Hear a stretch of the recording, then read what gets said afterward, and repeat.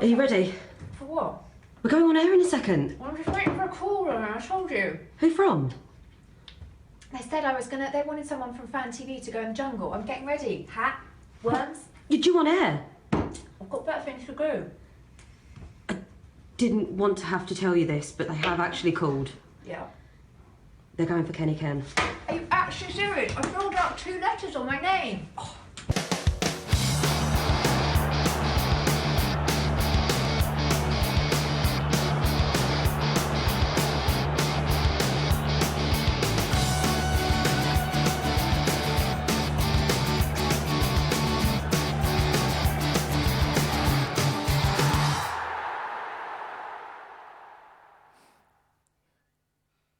Hello and welcome to Fan TV. I'm Kiri Blore and it appears I'm not going to be on a plane going to the jungle, so I'll be here with you live for the next 3 hours. Well, last night saw Toby sporting Scotland colours completely by accident. The Scottish darts player with Peter Crouch arms look wasn't quite what he was aiming for, I don't think. It also saw the return of Newcastle and England fan Thomas Mitchell and his dad, the incredibly talented caricature artist Paul. Paul brought his finished Fan TV work with him, declaring that Toby and I were just too plain and difficult to draw, whereas Justin's idiosyncratic features were a caricature artist's dream. Now, Frankie and Pascal from the Pep Talk podcast were here on the lime green sofa. Toby spent most of the chat trying not to upset Angela, as it turns out she's a world champion kickboxer. Toby was impressed and just a little bit scared. We took our usual Friday night trip to Costa Blanca to visit Chris Darwin. With the international break this week was a bit boring. Normal service will resume next week with his tales from the top flight. The Fan TV cameras were out and about filming blokes in skirts, and we wrapped things up with a visit from Dave and Nini, or was it John? Or Nini John, or John Nini. It was all a bit confusing, to be honest. He did try and explain it, but Toby still looked a little bit blank. Nothing new there then. That was last night here on Fan TV. We've got loads coming up for you this afternoon, but first, the highlights from last night. You've got a couple of Newcastle fans sitting on the sofa there. They must fully understand about going to watch your team every single week for no good reason, seeing a lot of the same stuff. It's a good job you're in Spain, Chris. It really is. It really is. Perfect England fans. Sorry to bring that up. That's hurtful. Really. Sorry, I thought I recognised you from Soho on a Saturday night. Yeah. Well, you know. It's important to have a hobby. You know, It is. It's I nice think that you're filling your days. Absolutely. What the hell else am I going to do, right?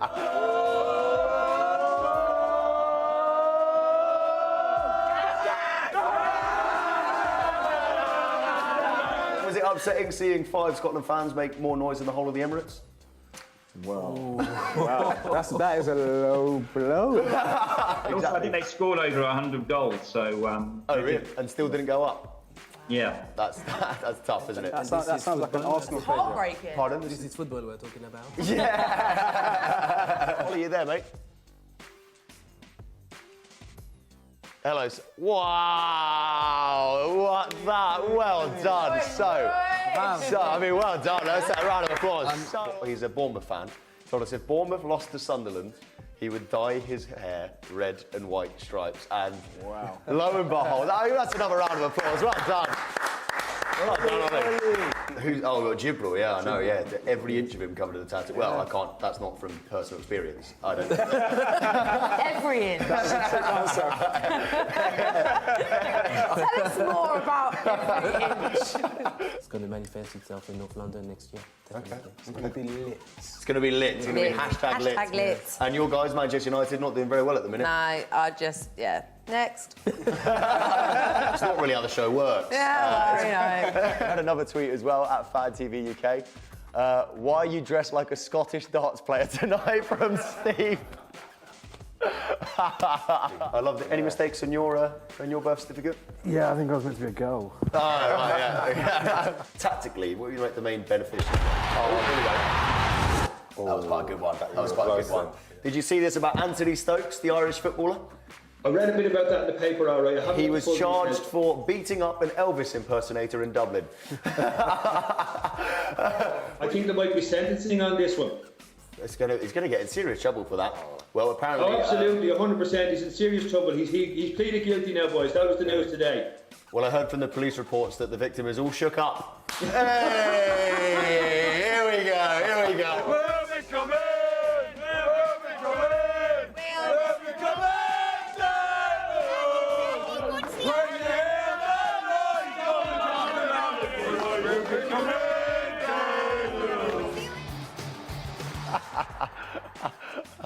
I could watch football fans forever, couldn't it? It's like an insight into human nature, isn't it? You can imagine Attenborough commentating over the back of that. It's incredible. Oh, bless Toby. He looks like he raided his dad's golfing wear, doesn't he? Well, that was yesterday, but let's take a look at today. So we'll start things off with 3 England fans to talk about last night's game against Scotland. The game descended into chaos with violent clashes between the fans. It seems the only good thing we can talk about is that they both defied FIFA to wear poppies. Up next, we'll have a group of guys who play walking football, a game that's become a sudden craze. It's designed to let those who cannot keep up with the traditional games still be involved in football. We're wondering if Wayne Rooney can join them anytime soon. Borussia Dortmund fan Ben is here to update me with all the latest ongoings from his side in the Bundesliga, and 2 guys from my not-so-secret second team Reading will be joining me on the Limey Greens. They are on a decent run at the moment, and they are currently sat in the playoff spots. But let's bring our first guests on. Gavin, Anthony and Jordan, everybody.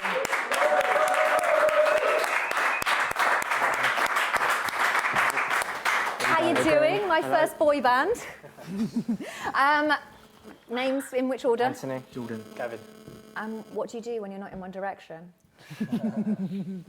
Oh, mean already. Okay, so you're here to talk about England. Were you fighting with the Scottish fans last night in Trafalgar Square? Was that you?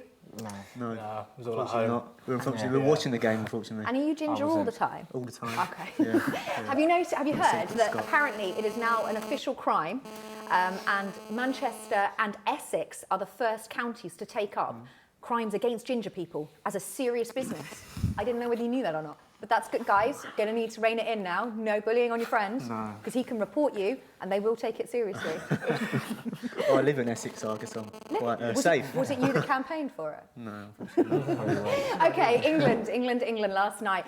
Now, go on then, let's start. What did you think of the performance? I didn't watch the game. Brilliant. Why are you here?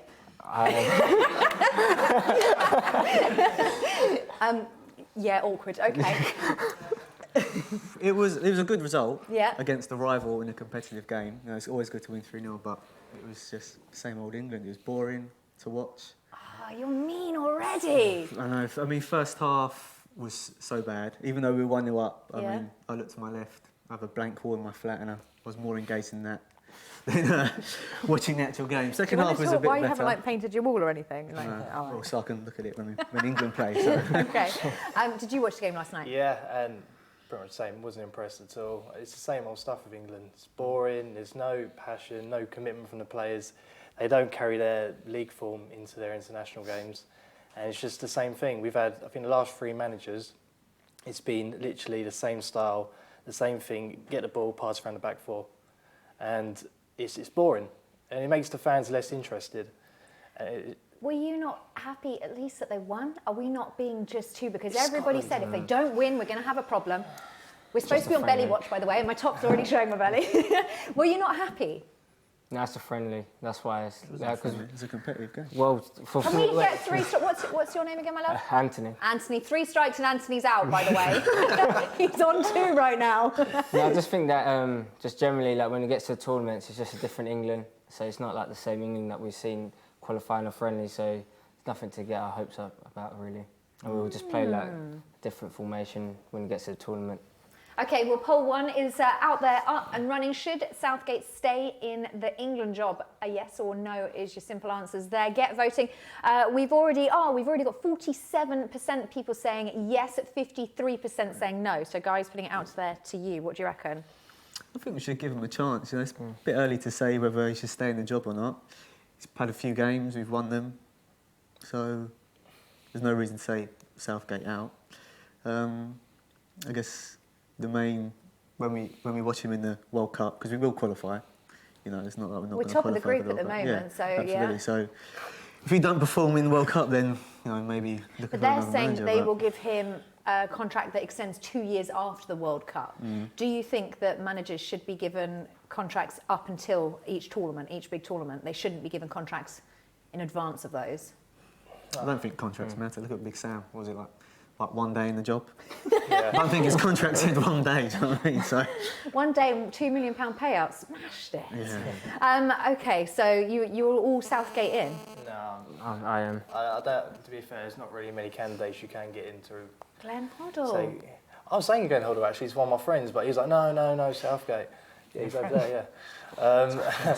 Did you just name drop? Why are you hanging out with Glenn Hoddle? Oh no, you were talking about him to your friend. Yeah. See, I thought you were hanging out with Glenn Hoddle. That was just a whole nother story I made up there. I wish I was, but I don't think Southgate is the right man. I think, like I said, there's not really many candidates out there to take over the England job, but... So he has to be in there.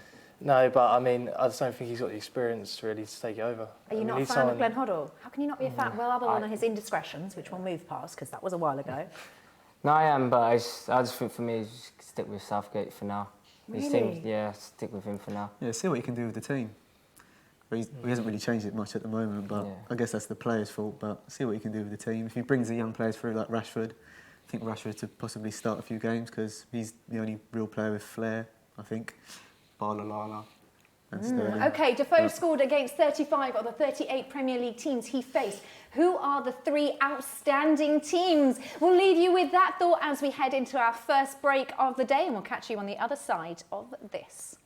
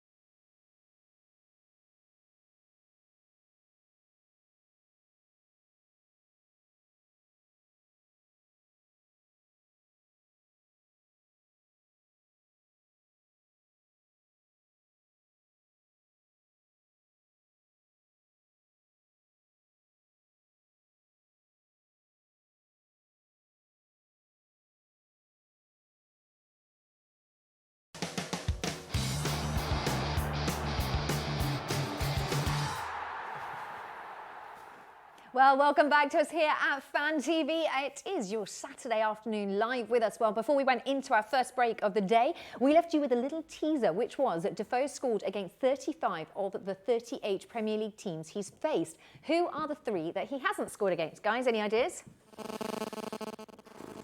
Liverpool? No. Of course you would say that. I have absolutely no idea.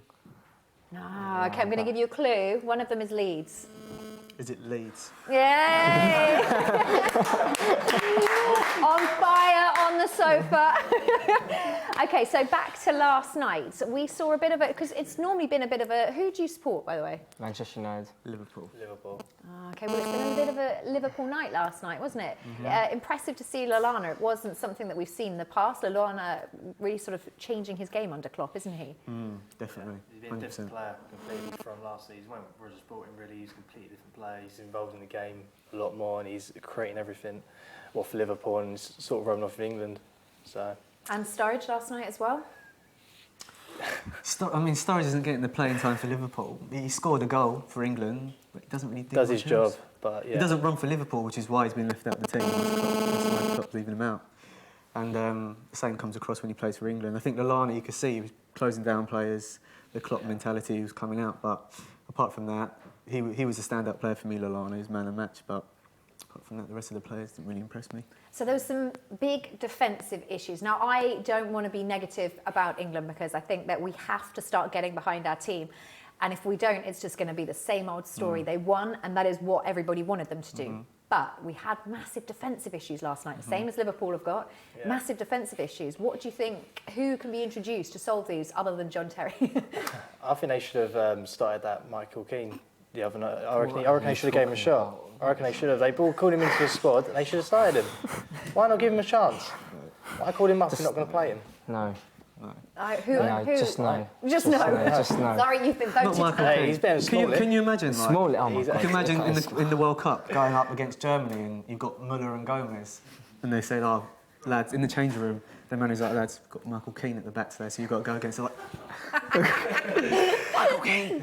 He's a Burnley centre back. Do you know what I mean? Like, other teams aren't going to be scared of that. Still a Premier League team. Still probably better than half team in players in Manchester United at the moment, though. I mean, John Stones... Let's not bring United into this. I'll leave that with him. I'll still put Smalling in the back for now. Really? For now. Yeah, for now. For now, because Stones is not really doing the job.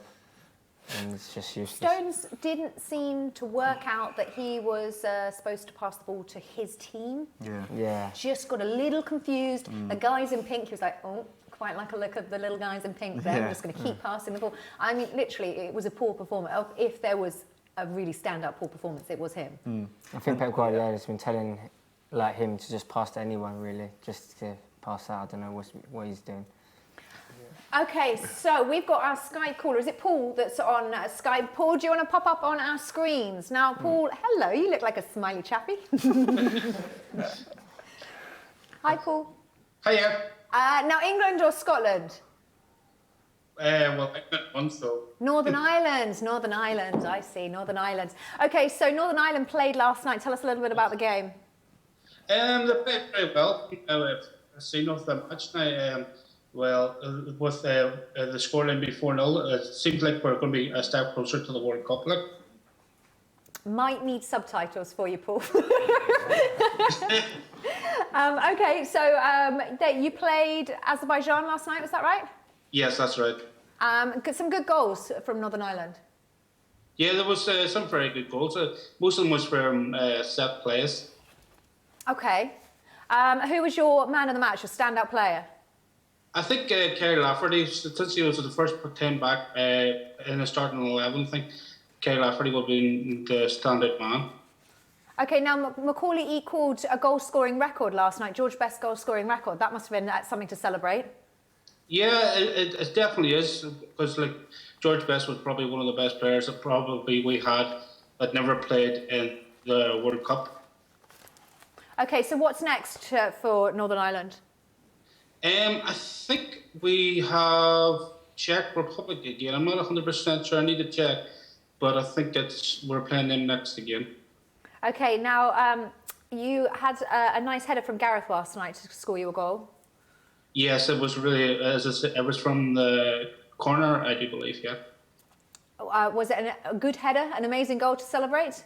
Yeah, it was a really nice goal from a set piece. Like Northern Ireland seems to be really good at set pieces this past while, unlike Man United at the minute. But that's beside the point. Okay, now you've got Croatia actually on Tuesday. Now, in terms of a side, they're becoming quite a good little team. Yeah, well, Croatia, with Croatia, we sort of just have to be conservative and just play our game. So it's not really going to be an issue as long as we can hold our back line and not let any goals in, because Croatia, we can't underestimate them. But I think we'll do all right. Okay, what are the big weaknesses in the Northern Ireland team that you think? I think I know we scored 4 goals like that last night, but against the big teams, we lack the likes of the strikers. But other than that, I don't think we're really lacking on anything else. Okay, Paul, well, thank you so much. Have you got a score prediction for Croatia game? Hopefully it'll be 2-1, but it's going to be a really tight game, to be quite honest. Okay, fantastic. Well, maybe we'll get you on in the midweek. The boys can get you back to hear how your score prediction went on. I'm sorry about translation. I know English people. And on that bombshell, we will say goodbye to Paul. I think I understood that last bit a bit more than the whole thing. I literally didn't understand a word. Okay, did you see any of the game? Were you all eyes and ears on the England game last night? Not any of the other games? I checked the results. I saw Germany won 8-0. There's some high score, because that's quite a high score for Northern Ireland against Azerbaijan. 4 goals. Big score lines going on out there. Yeah, Azerbaijan aren't the best of opposition, but you said they've got Croatia in it, so I reckon they'll get beaten quite badly. Croatia can't really win that, I think. Yeah, Croatia are a decent team, so I think the real Northern Ireland will Okay, probably come out. Gav, which one's Gavin? Me. You have been relegated. Get off my sofa. What? Your little face! We need to change your microphone. Oh, right, okay. Oh, we need a walk of shame. Has anyone got a little... Oh. That's much better. Brilliant. Oh, look at you guys. Relax now, relax now. Okay, so let's talk about some of, well, we talked about John Stones. Gary Cahill, interesting. Wasn't expecting a goal from him. Quite an interesting performance. He does pop up with goals here and now, though, for Chelsea as well. Every now and again, but he's not been really doing much for Chelsea. He's not been really doing much out there. You say that, they've had 5 clean sheets in the last 5 games, Chelsea, so you could say he's part of a pretty strong defence at the moment. Yeah, true, but they're not a great defence. Yeah, that's true, but I just wasn't impressed with anyone yesterday apart from Lallana. I thought, like you said, the defence was sloppy. Cahill gave the ball away, Stones gave the ball away against better opposition. Well, that's the thing, against a better opposition. I know Snodgrass had a few shots on goal, but we only had 3 shots on goal and we scored from those 3 shots. Other than that, there was no, if those hadn't have been, and it is a little bit to do with luck in every goal, I know, but if that hadn't have worked out, there wasn't much spark from the England team. No. All 3 of those goals were headers as well, so it's not that we could score from, actually shooting the ball. Can in the back everyone of the give a net. big round of applause to Gavin? He has said sorry to everyone and he's coming back on.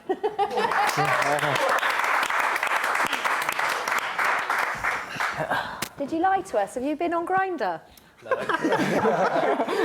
Apparently, if there was interference, he did not want to stop Grindr being active. So that's apparently, yeah. Apparently.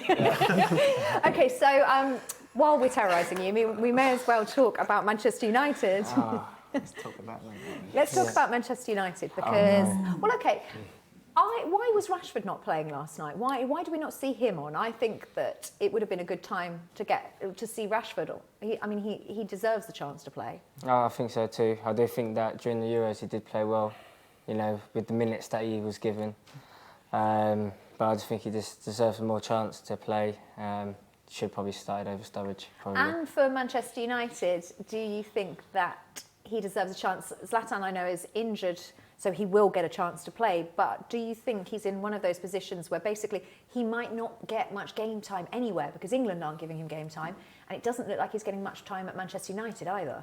Well, if he plays, I just hope that Mourinho doesn't play him out wide. I think if Zlatan's injured, he needs to play up top. Otherwise, I'm just not sure he's not going to really help his England career going forward, really, especially if Harry Kane is not playing, Vardy, and then Sturridge. If he's not playing for Liverpool, Rashford will have his chance there. So talking about Rashford out on the wing, I think I've got some stats somewhere. Basically, since Mourinho has moved him, he's run less with the ball. He's had less shots on goal. He basically just is not enjoying that position at all. Why do you think Mourinho is playing him out there? I just think he did. I think Mourinho probably just wants to play Zlatan. He brought him in, so he's just playing him where he wants to play. That's why he's probably not going to change. Maybe not drop Zlatan. That's probably why he's thinking, if I want to play Rashford, he needs to play somewhere else, unless he changes the formation. As a fan, do you want to see Zlatan out there, or would you like to see Rashford given a chance? I think they can both play. If we change the formation to like a diamond, play 2 up top, then I think they're both Would around. you like to head up to the hotel and just have a little word with Mourinho? So I've got some tactics. I'll take his job. I'll take the job. Fair enough, but he does. We worked out that he spoons Mkhitaryan at night, so you've got to take that on board as well. Is that why he's injured? That's why there's a bit of an awkward. Apparently, spooning's not going so well, so that's why Mkhitaryan's not getting as much game time. So you've got to take, when you're taking on the Manchester United job, you've got to take on these responsibilities. I'll just have to change a lot of things then. Okay, so Liverpool, it's pretty good at the moment. Life is pretty good. Yeah, it is. Absolutely. Life's good at the top. Life's good at the top, but Chelsea are at the top.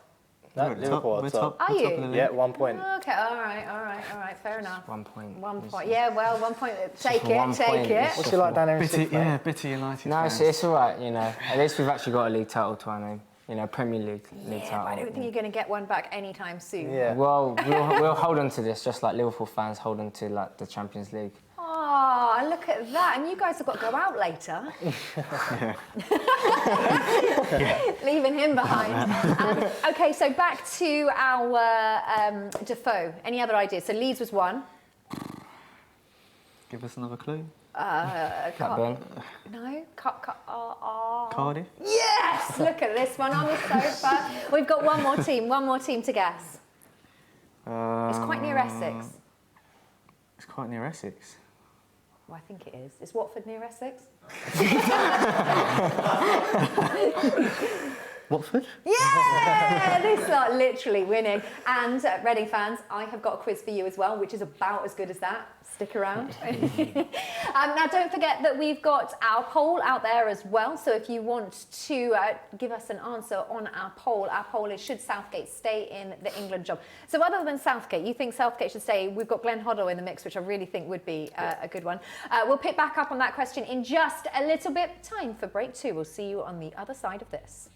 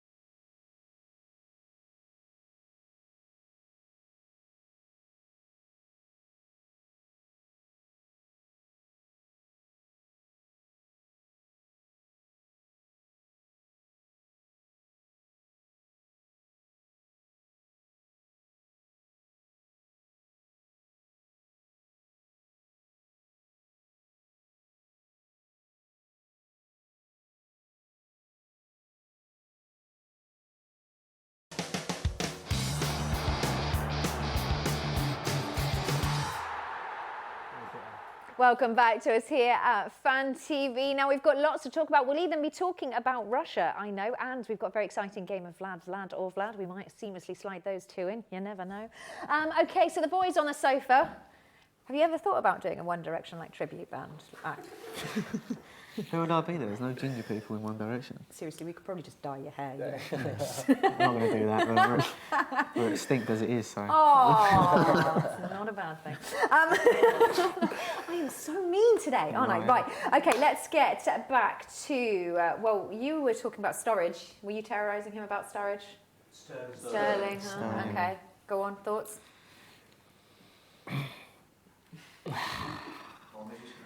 I was... Like that? I don't know about Sterling. He blows hot and cold for me. I mean, We're talking about football, yeah? Yeah. Yeah. Just football. I'm not letting on grind. And what you get up to in your spare time, right? Okay. There was quite a few yellow cards actually as well, so at least England were putting some effort in. No, those yellow cards were because we gave the ball away and we had to make those fouls, so they weren't through on goal. Rooney and Cahill both did the same thing. Okay, so let's talk about Rooney. What did you make of his performance back in the England squad? Non-existent. Might as well have not been there. Literally, I don't understand how he can captain the country and start for England when he's not even starting for Man United. He shouldn't. It should be given to someone else, the captaincy for a start, I think. Who? I think probably Henderson is the best. Oh my God! I think Henderson at the moment. He's captain Liverpool, and where are Liverpool, mate? Top of the league. Where are United? 6. I agree. Okay. If Dele Alli was fit, would Rooney have played? I think he's been playing position? FIFA too much. It's a good point. It's a good point. If Dele Alli was fit, fair enough. But Rooney did play for Man United and scored for Man United. I mean, he's the only person scoring for Man United at the moment. Let's avoid the fact that you've got some of the most expensive players in the world in your team. Would you have played Wayne Rooney as Mourinho manager and, future England manager?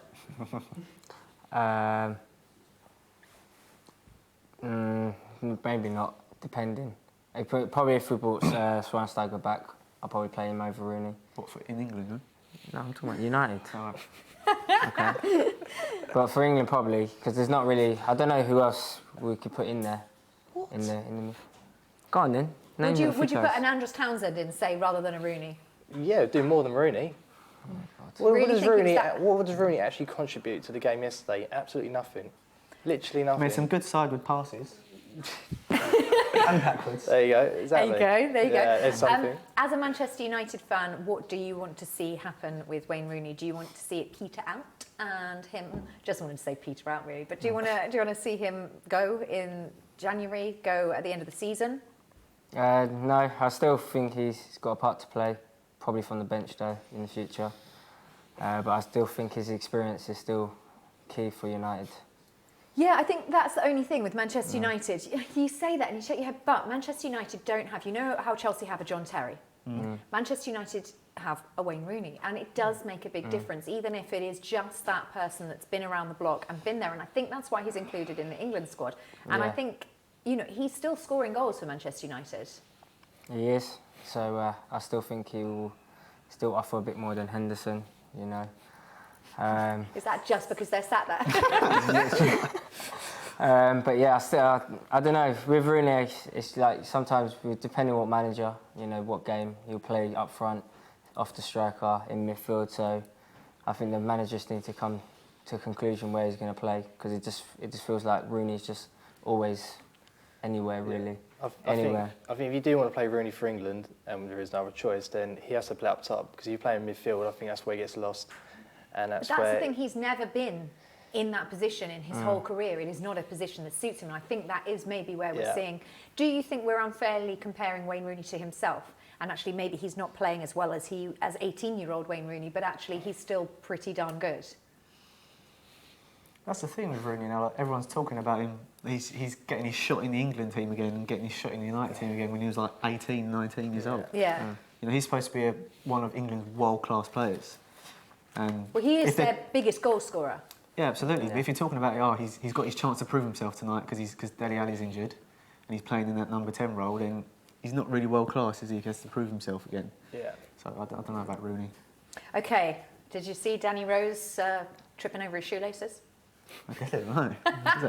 In the game? Well, he sort of made a little fake dive, didn't he? I think I was staring at the wall at that point. You're just having a little moment to yourself. What did you make of that? Was clearly... Yeah, it's pretty desperate. It was pointless. And pathetic. Pointless. Yeah, if he stayed on his feet, he might be able to whip across it and get something into the box instead of just falling down. But it was almost like a moment. Shall I? Yeah, I'm gonna. Yeah, it's delayed as well. It's very delayed. It's just pointless, absolutely pointless. Now, Sterling did miss a few chances as well.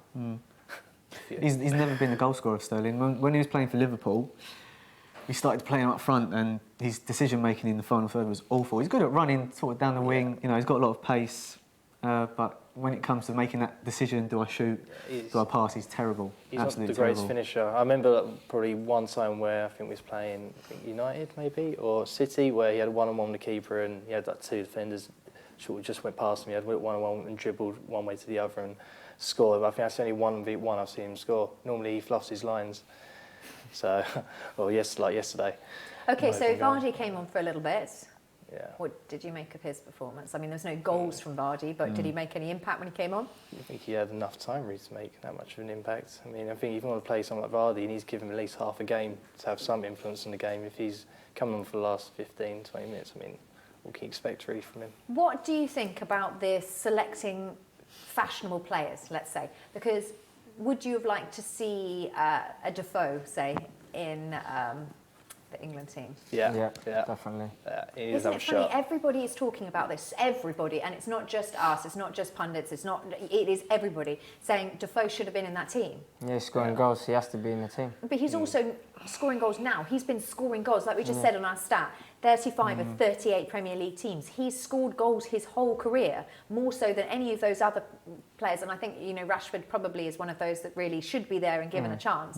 But there's no reason why Defoe's not included. I mean, for March, because obviously we're not going to see him for the Spain friendly, but for March, would you like to see Defoe picked? Yeah. If he's still scoring, then yeah.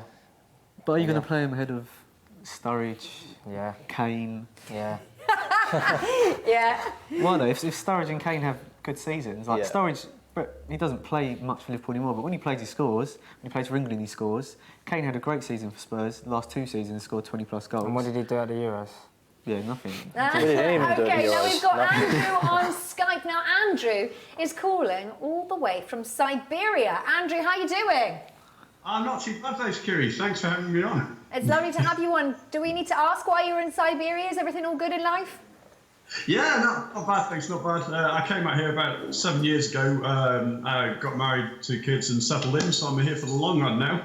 And stole a teddy bear that's enormous. Is that a teddy bear behind sorry you? about that one. You got this, slightly bless him. Don't worry, we have teddies in the background. Okay, so you're on to talk about the Russian national team. Tell me a little bit about what is going on.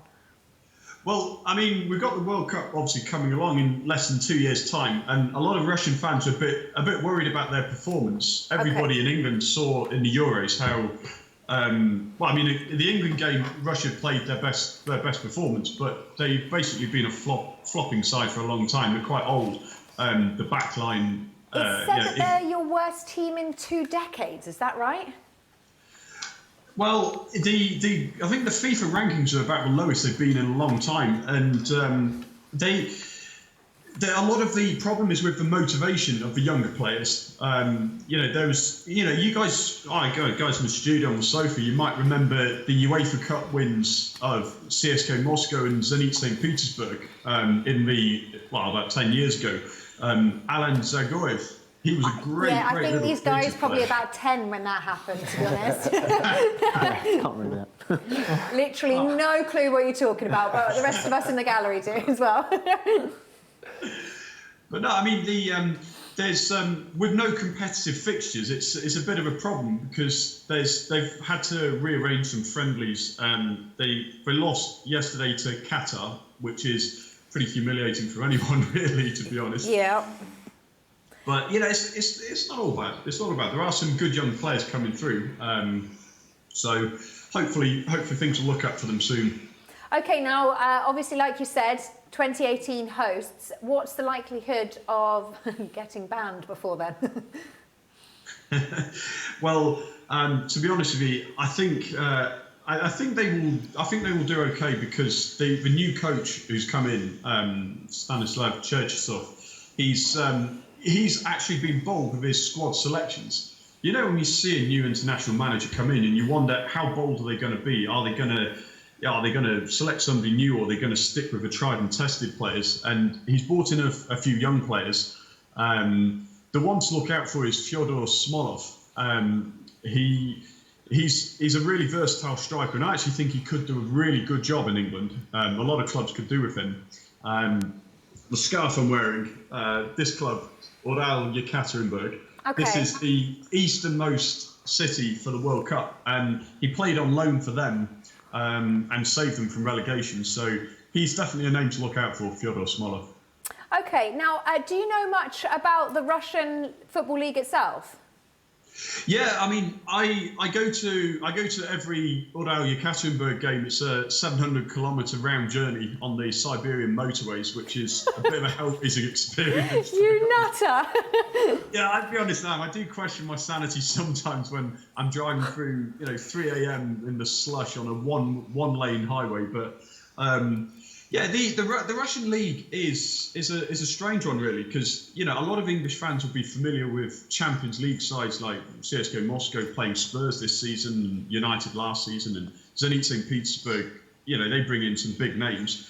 But I actually follow the lower leagues a lot more. So explain to me something about the lower league. So there's like your Premier League, and then the league below has got 73 teams in it. Is that correct? Divided into 5, like. It's an odd system. The league below the Premier League is a 20-team division. That's national, and then below that there are 5 divisions more geographically split. You've got to bear in mind, though, Russia is literally larger than a continent. In the second tier, you've got Baltica, Kaliningrad, and then you've got Lucha, Nagia, Vladivostok, which is, I can't remember. I don't know exactly how many. It's 7 time zones apart. And that's in one division. It's literally miles away. Okay, so who have Russia got next? Russia are playing Romania on Tuesday, I think it is. Have you got a score prediction for me, Andrew? Well, Romania have fallen away a bit recently, so I'm not going to be exciting. I think it'll be a fairly gritty 1-1. And that's me being optimistic as a Russian fan. Okay, Andrew, thank you so much for joining us. Sorry we're going to cut you off. We've got to head to a break, but it's been fascinating. We liked our little geography lesson, and we'll see if we can hold you to that score prediction. Make sure you join us after the break for plenty more football.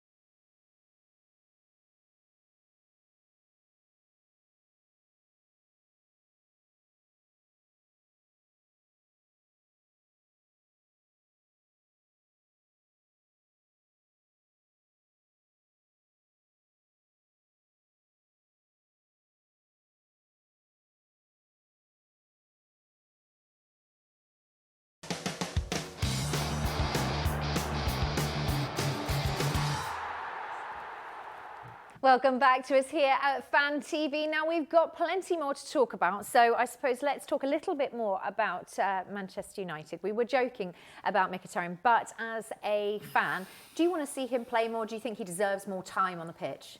Yeah, he does deserve more time. But for me, he should be playing, and Fellaini should be dropped. I don't know how Fellaini's getting into that team. I don't even know how he's still in the team. Really? I think he's useless. He's just Guys, useless. agree, disagree? Well, I reckon he does a job. here and there, depending on your opposition. You're You're playing someone like Stoke. Yeah, you want him in the team. He's big and physical, but We've got Zlatan there. Zlatan's not going to be winning balls in the middle. Yeah, exactly. Mkhitaryan, I think, wasted at Man United. Yeah, I mean, I wished he'd come to Liverpool when we were linked with him. And Well, I he was was linked with Arsenal, Yeah. and I think in terms of, but we had a discussion about this the other week that it seemed that Zlatan, Pogba, and Mkhitaryan had the same agent, and they reckon that Mkhitaryan was done as the final part of that deal. But it does seem like he's wasting away there. massive wasted talent. I think for Dortmund last season, he either got a goal or assist in every one of their league games. Yeah.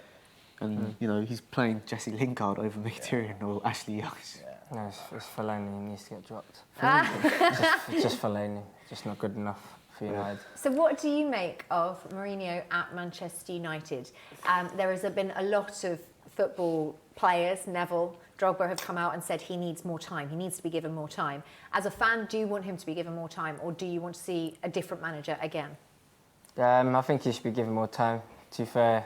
But if we get rid of him, I don't know who would take over the job. It seems like an impossible job.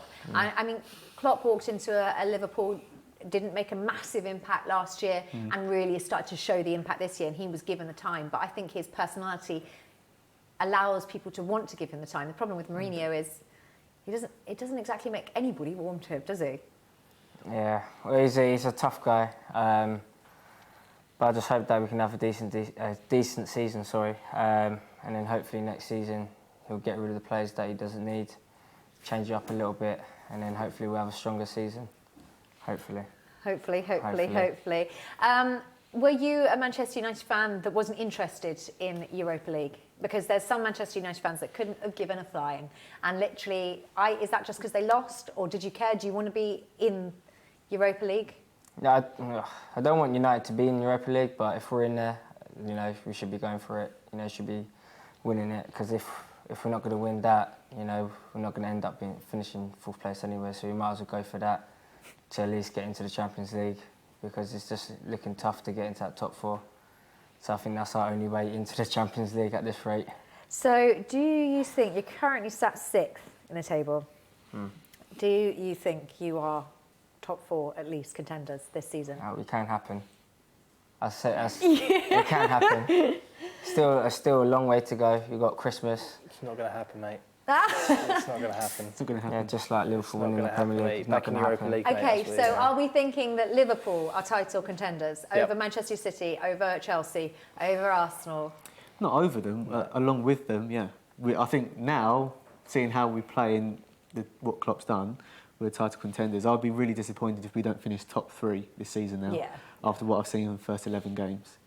Yeah. The only thing that could probably harm us is injuries. We need to strengthen up our defence as well. That's the main issue for us. Yeah, a massive issue that we've talked about this a lot, but losing a lot to set pieces, which is weird because you would think that Klopp would be able to solve that problem. In the January transfer window, it's coming up now. Would you like to see anybody added to Liverpool?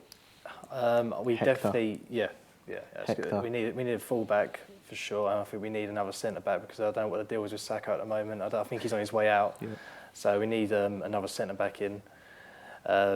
It doesn't have to be first-team centre-back, but because we've already got Matip, who's performing really well, and we've got Lovren, who's, he makes a mistake here and there, but he's still a pretty solid player.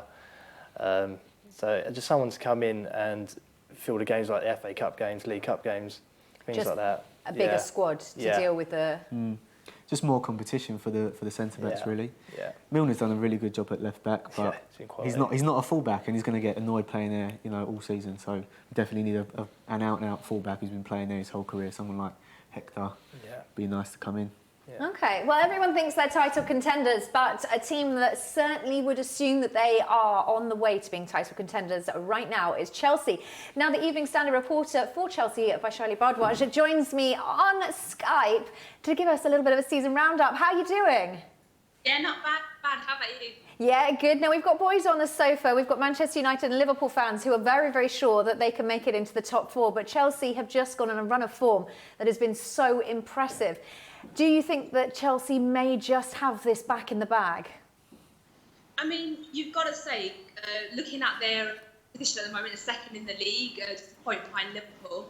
They've won 5 games in the league, not conceding a goal as well.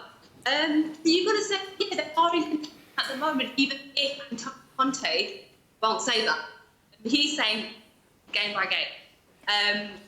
And you can see why. He's done 4 months into the job. He's done a really, really good job so far. But there is a long way to go. But so far, so good for Chelsea. Okay, now when Conte came in, obviously there was a lot of Mourinho fans. Were you disappointed to see Mourinho go to Manchester United? I mean, personally, I'm a big Mourinho fan. I was happy that he stayed in the Premier League.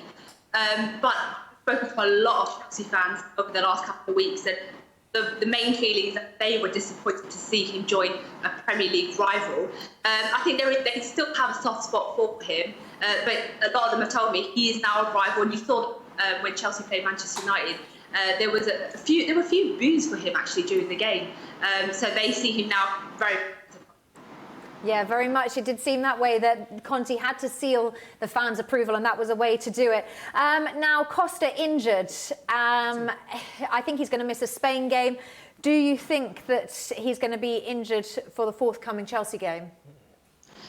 Well, he has to come back to England first. He'll be assessed by the Chelsea medical staff first. So we're not sure what the extent of the injury is. It will be a blow, though.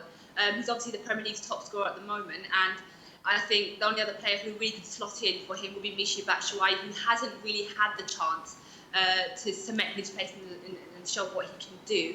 But it will be a blow, I think, for Chelsea. But we have to wait till next week to see just how injured he is.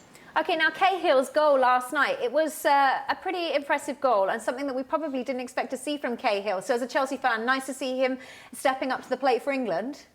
Yeah, it was a nice goal. It was icing the cake for England. I mean, he's scored 3 goals for Chelsea in all competitions this season, and not all of them have been headers either. I mean, you saw against Manchester United, he scored a nice goal. So he's actually adding that to his game this season, and it's nice to see Cahill do well, because he had a bit of a rocky patch a couple of weeks ago when Chelsea lost to Liverpool and they lost to Arsenal. He made a few mistakes during that period, but he's come back into the squad, and in that 3-man defence, he's flourishing, as is David Luiz. So things are going well for Cahill, and I think he went onto Instagram this morning and he said it's been a good week, and you can see why. Now, talking of Instagram and David Luiz, did you see his literally the weirdest 15 million follower thank you that I've ever seen in my life? Is it the one that he refers to as geezers or something like that? I may have seen it, yeah. What on earth? It's the strangest video ever, right? It is. You know what? He's a lovable character. I think he divides opinion on the pitch. So far, so good for him. He's doing well. He's been quite solid in defence for Chelsea. But I mean, off the pitch, he's such a character, isn't he? Okay, now David Luiz is actually away. He's playing away Wednesday against Peru, and apparently they're doing a private jet share. Do you think if he doesn't make it back in time, is he going to be a big loss for the weekend's Chelsea games? He'll be a loss because he's actually doing really well in the centre of that 3-man defence. He kind of stays back. He lets Cahill and Azpilicueta have more time on the ball. And, you know, he's kind of cemented his place. But John Terry is fit. He can play. So it wouldn't be a huge loss in terms of personnel. You've got someone else who can come back into that team. John Terry struggled a little bit when he first played that 3 in that same formation against West Ham in the Cup. But, I mean, you know, he could do the job as well. So it wouldn't be a massive loss from that point of view. Okay, Vaishali, thank you so much for joining us, and hopefully we'll catch up with you again. It's our Chelsea reporter from the Evening Standard. Thank you so much. Well, Chelsea, yeah, I think title contenders after the performance. Would that be really... Oh, would it be hurtful if you saw Chelsea jump straight back in there? They're definitely in there at the moment. I think it took us beating them to realise, sort out their formation. And go on that run, as soon as they went free at the back, I think that's when they solved their problems. And then I think Pedro coming into form now. Him, Hazard and Costa, they look really good. Okay, a John Terry question. Would you like to see a John Terry in the English defence? Yes. Yeah. Do you think he would ever... I don't think he'd ever do it, but do you think the question should at least be asked to some of these players that are getting left out? Yeah. Yeah, I think having someone like him bring a bit more leadership, probably a bit more passion back into the squad, because that's definitely not there at the moment. And maybe if he can get back into the team, start starting, and might not give him the captaincy again. Why don't you think that we've got... I think it's actually hard, though, think about it, because they've only trained for a couple of weeks, and then they're going to have this friendly, and then they're not going to play together until March. But there just seems this passion that everybody's talking about, you know, the passion that Wales have got. Why do you think it's lacking? Because we've never done well in tournaments. Everyone's just got fed up now. Everyone's just sort of, everyone, when they say it's international break, everyone's like, you know, everyone Stop watching football for a everyone minute. can't wait for it to be over and wants, you know, the club football to be back up and running. I just think that past performances from England, when there's been so much hope and expectation and they've let us down so many times, just even the players feel a bit fed up now because of the reaction from the fans. It's obviously rubbing off on them a bit, I think. Okay, so what should Southgate do going into the Spain friendly? It's a friendly. Friendlies are times to play people that shouldn't be played. Should Rashford be on the pitch? Yep. Townsend on the pitch? Yep. Rooney on the bench? Yep. Who else do you want to see given a chance that hasn't been given a chance? Keane. He's going to say Michael Keane. Michael Keane. Why he not? loves Michael Keane. He's never seen Michael Keane play for Burnley. He just loves him. I love him. Why not start him? Is that give him a love, chance, the give him an grinder love opportunity. that we're talking about? Or is it a different kind of love? A little bit maybe. Yeah. Okay, now we have to wrap up our poll. So should Southgate stay in the England job? I think let's get the results of that poll on your screen now. I think most people were saying no. 53% said no, 47% said yes. I mean, the thing is, I think that is the problem. That's fine. However, who on earth else is going to take that job? Exactly. Eddie Howe's not going to take it. Mourinho might do to get out of that hotel, but you never know. Okay, well, to our One Direction tribute band, thank you so much for joining us on the sofa. It's been fantastic to have you on. Yeah, have a good time out tonight and don't be too deluded about Manchester United. They are not going to win this season. Okay, well, make sure you join us after the break. We will be talking about walking football and whether they have room in their squad for Wayne Rooney, whether he could fit in there. We'll also be talking about the Republic of Ireland game a little bit later on. And we will be talking about Reading. Yes, we will be. I wonder if they're old enough to remember the crystals laid out around. I don't think they are. Looking at the age of them, they're definitely not old enough. We'll talk about that. Okay, make sure you don't go anywhere. Thanks once again to the guys on the sofa. We'll catch you on the other side of this.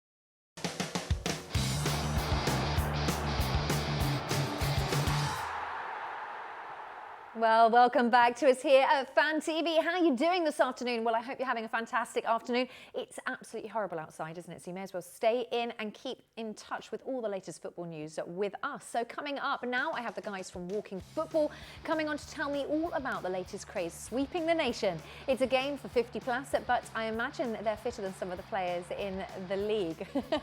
Well, maybe not these guys. We'll see, we'll see. And I will have Borussia Ben with me to tell us what's going wrong. He'll be joined by the supporters of my second team, Reading, hoping to get an invite and some free tickets. Okay, now the Republic of Ireland, game is just about to start. Now, the Republic of Ireland pair, James McLean and John O'Shea, have recovered from injury in time for the World Cup qualifier against Austria, as we said, starting in just a moment. Both players took part in full training in Dublin on Thursday before the squad travelled to Vienna on Friday. However, Leeds midfielder Ewan O'Kane has returned to his club because of groin problems. Now, Andy Boyle and Darrell Horgan from the League of Ireland champions at Dundalk are part of the 27-man travelling squad. The Irish are currently level on points with Serbia after their opening draw in Belgrade was followed by the wins over Georgia and Moldova. We'll keep you updated with those scores as they happen, but let's welcome Steve and Pete and Craig. How you doing? In which order? Thanks. Steve. Peter. That one. Good, good. And Craig. Okay, well, you made the joke, so I'm going to make... No, we've got to take that on the sofa. Yeah. They're nearly as old as us, aren't they? We could probably do that, couldn't we? Tribute act, yeah, why not? The other boys are going to do... Perhaps we could do a Fan TV, 1D, and take that, yeah? Yeah, not bad. Yeah, our producer just asked which one's Robbie. Oh, you have to fight over that one, eh? Robbie? Yeah, exactly. He's gone again, he's gone again. He'll be back.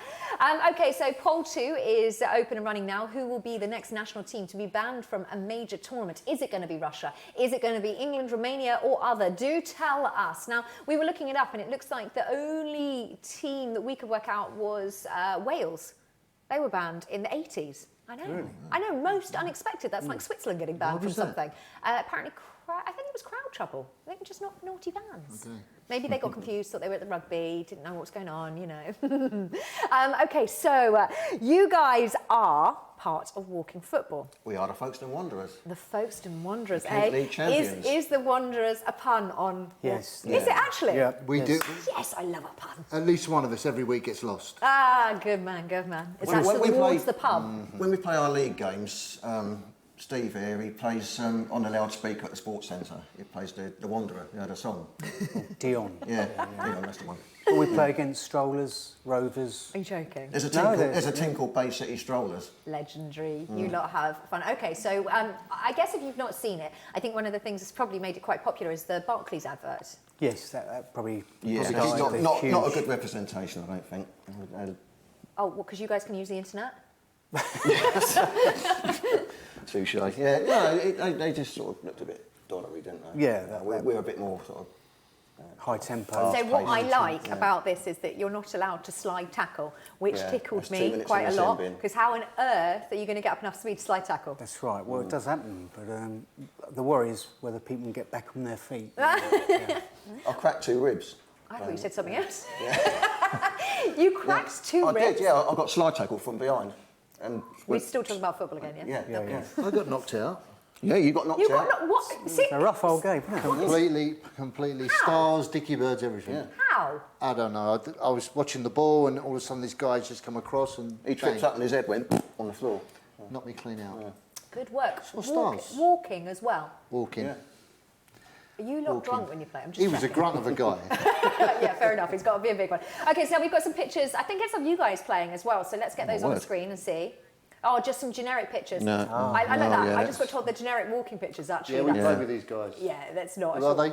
Who are they? Legends of the game. Okay, well, so Harry Kane's been promoting, endorsing it? Endorsing it and supporting it, yeah. Alan Shearer. There's your mate, Alan Shearer. Fabrice Muamba was there as well. Okay, good pronunciation. There he is. It's quite nice to have these guys coming in. Harry Kane got confused. He looks like he's having a little run. Muamba, for example, I mean, after that heart attack on the pitch and dying and bringing him back, you know, he said, the first time I played football since that happened, he said, it's great, I could do this. Yeah? Yeah. Okay, so pretty much normal football rules apply? It's more like five-a-side rules. Okay. Yeah. Balls played below head height, minimal tackling. Minimal tackling? Yes. Well, minimal contact, yeah. Really? Yeah. You still got knocked out and broke 2 ribs? Yeah, Are you yeah, sure yeah. you guys are playing in the... Yeah, it can get a bit rough. I mean, but 50 it's year olds. football. It happens. You're not supposed to touch anyone. But And the guys that played in their youth still possess some of their skills and think they're, 30 years younger. Is it weird to... Can you get up to a light jog, or is it still walking? And what happens if you get up to a... You can get up to a fair pace. A bit like power walking. it's all about the wiggle. Oh, it's all about the wiggle. Is that the fast walking wiggle? If you can wiggle it, you can walk fast. Amazing. So you see, do you remember, you can see... It was an Olympic sport, the walking, wasn't it? Yeah. It still is. Okay, yeah, I can remember. It's all about the hip action and the wiggle. Right, so that doesn't help for the doddery old ones that've got a hip replacement. No. Okay, so you are part of Chesterfield FC. No, Oh, Folkestone Wanderers. That's where it started. But it started Chesterfield FC. Yeah. What's your team called again? Folkestone Wanderers. Folkestone Wanderers, okay. And how are you guys doing at the moment? What's it work? Is it one league? Yes. Yeah, we're the current Kent League champions. Hey, pretty good work. By 1 point. Yep. Okay. It was a close one. Okay. And this season, how's it going? We've just only started the league. And Right. We've had a draw. Okay. Our closest rivals, Herne Bay, have beaten us in the knockout stages of the Walking Football United national tournament. Okay. So they now go and represent as English champions a match against Montrose from Scotland and Merthyr Tydfil from Wales. That's happening tomorrow. Oh, okay. So there's 778 nationwide venues. That's a lot. Yeah. It's growing. It's growing It's fast. huge. I'd say there's probably about 25,000 seniors playing it. Okay, and do you get fans, other people other than family? Is family at the moment coming to watch and things like that? Occasionally we do, but it will grow because we get a lot of youngsters turn up on a Thursday night, don't we? Do you? Yeah, we've got all ages. Yeah, from 25 up, play with us, and they're good players, and they're young, and they can get about, and they can walk faster than us. So that's when your footballing brain has to come in and use your knowledge and your feet as opposed to trying to beat them. Okay, and are there set plays, and you're working under normal sort of football guys as set plays and things like that? Well, that would be ideal, wouldn't it? We'd Set forget plays them, when we can. We'd forget them, wouldn't we, going into a match? Did we We're eat supposed to be today? playing over there. Not sure. You lot are a worry. Okay, so how many matches per season? How many in your league?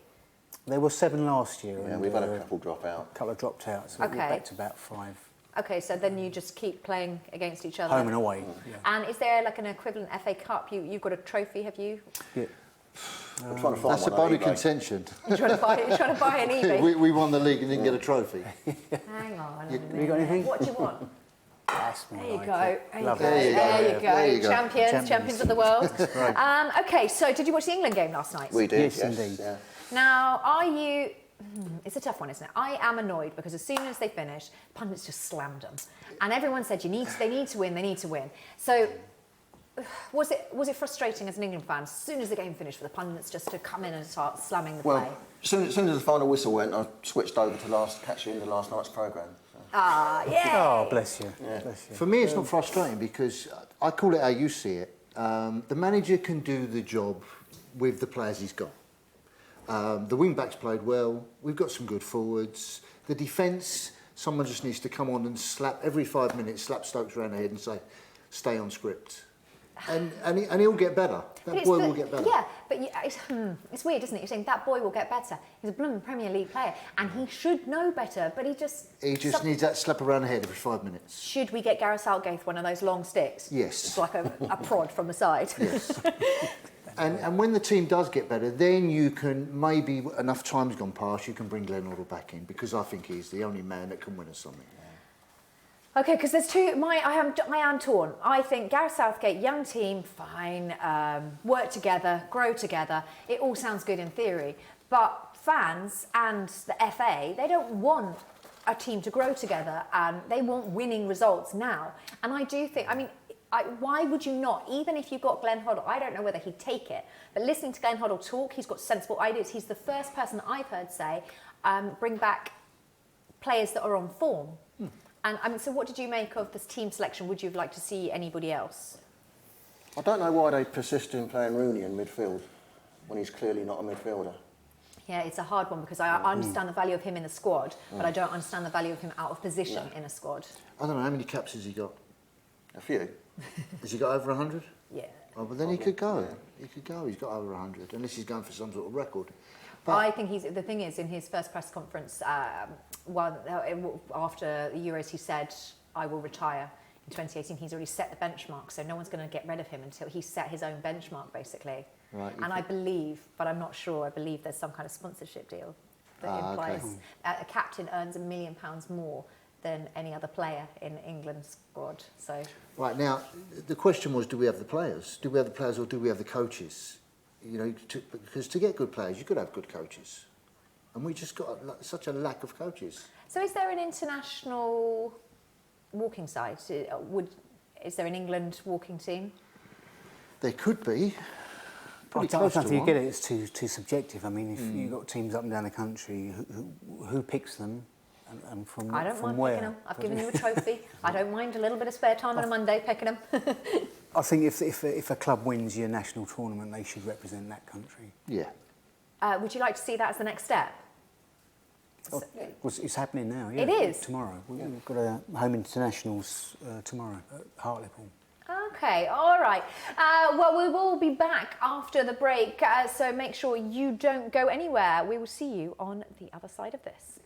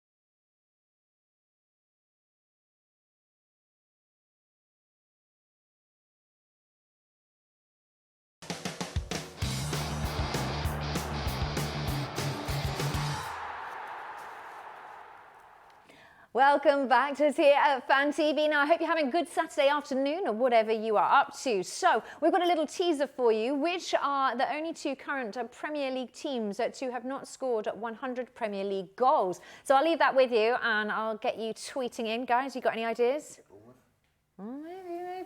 Maybe. No ideas at all. No ideas at all. So, watched the England game last night, but we've got a West Ham fan. Who's the West Ham fan? Okay, awkward.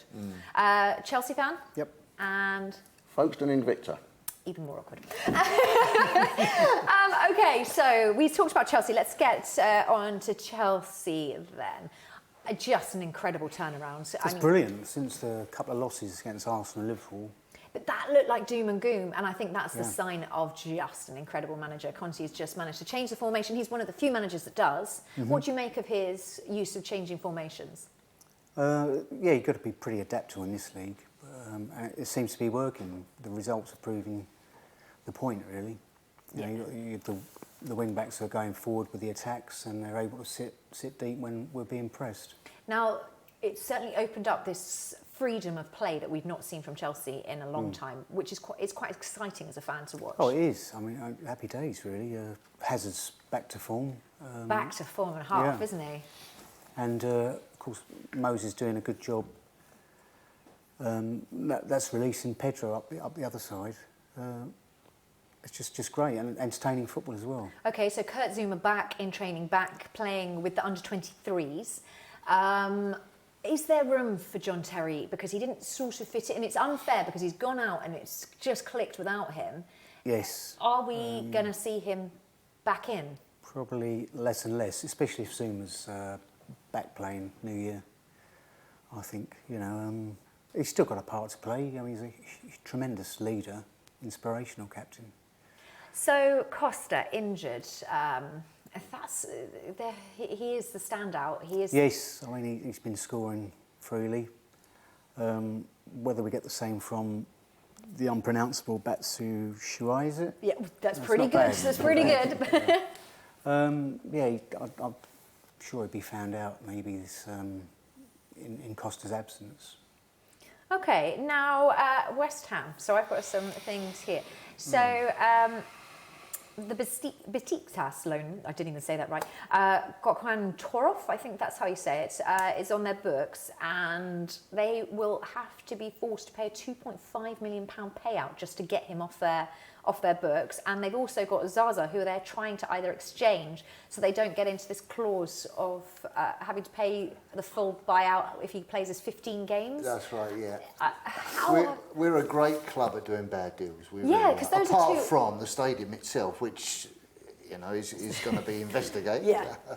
But yeah, we can do some bad deals. And I don't know who does the deals, who's responsible for the deals.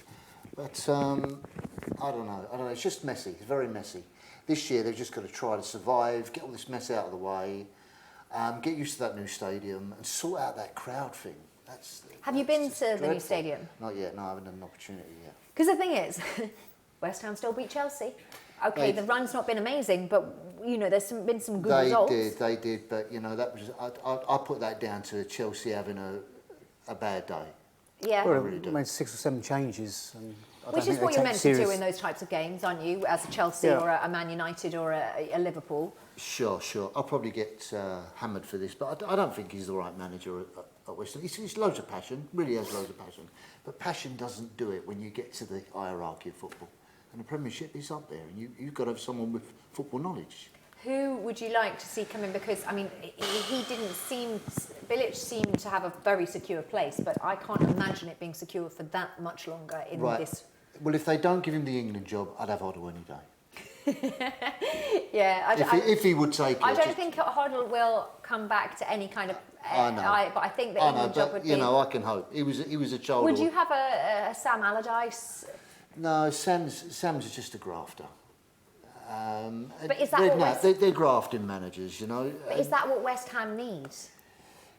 Yeah, but they've just come into a new stadium. You would hope they would want to strive for something better than just some guy that's going to keep them in the Premiership. That's what it'll give you. It'll give you, you know, survival. Exactly. Sam Allardyce will keep you in the Premiership. This guy, Bilic, will probably keep us in the Premiership. But you want a bit more than that. You don't want to be a potential yo-yo team anymore. You want to maybe get into Europe, even the lower class of Europe every year. So, are you going to lose Payet? I mean... Oh, yeah, definitely. Ballon d'Or nominee... Definitely. Would you stay if he was Payet? Yeah, that's the problem. He needs to move. How old's the boy now? I think he's getting into his 25s, isn't he? And also, I think with the Ballon d'Or nominee, his price tag and what he can earn in terms of wages is going to bump him off.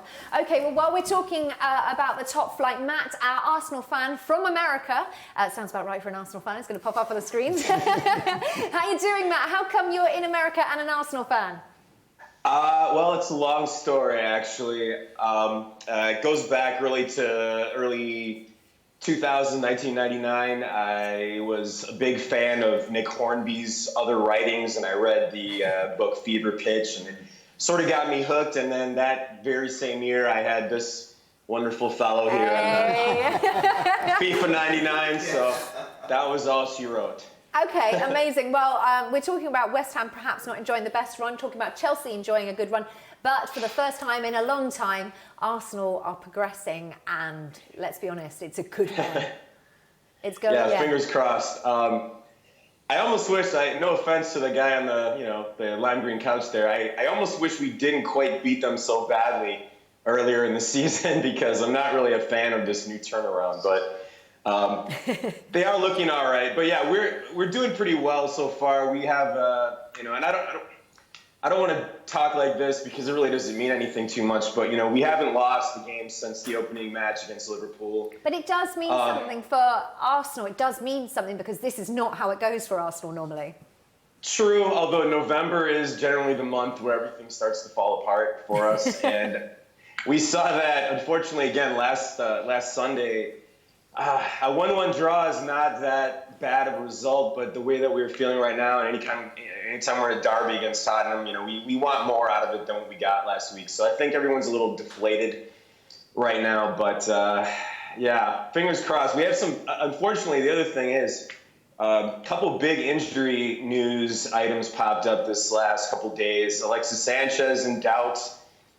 Hector Bellerin also in doubt. So two of our major key players looking like they might not be back soon. So that's a little bit of a worry. Well, I think the good thing about Arsenal for the first time is that although Sanchez may be injured, Giroud can step up. Walcott is stepping up. There are people that, for the first time, Arsenal have got a full squad that can step up. So would it really be a massive blow? I mean, Wenger's definitely urged Chile not to play him. Do you think it's going to be a massive sort of hindrance to Arsenal not to have Sanchez? I think the funny thing is, last season we kind of talked about and messed around with this Sanchez as the main striker sort of option. It didn't really come off last season, but I think this season it really has been not. And he's not like a traditional main striker, obviously, but he creates more room, I think, for Iwobi and Ozil and Walcott to sort of do their thing. Giroud came on as a super sub, of course, 2 goals and 2 touches the other week, but I don't know. I feel like our formation with Giroud at the top is a little oftentimes too predictable.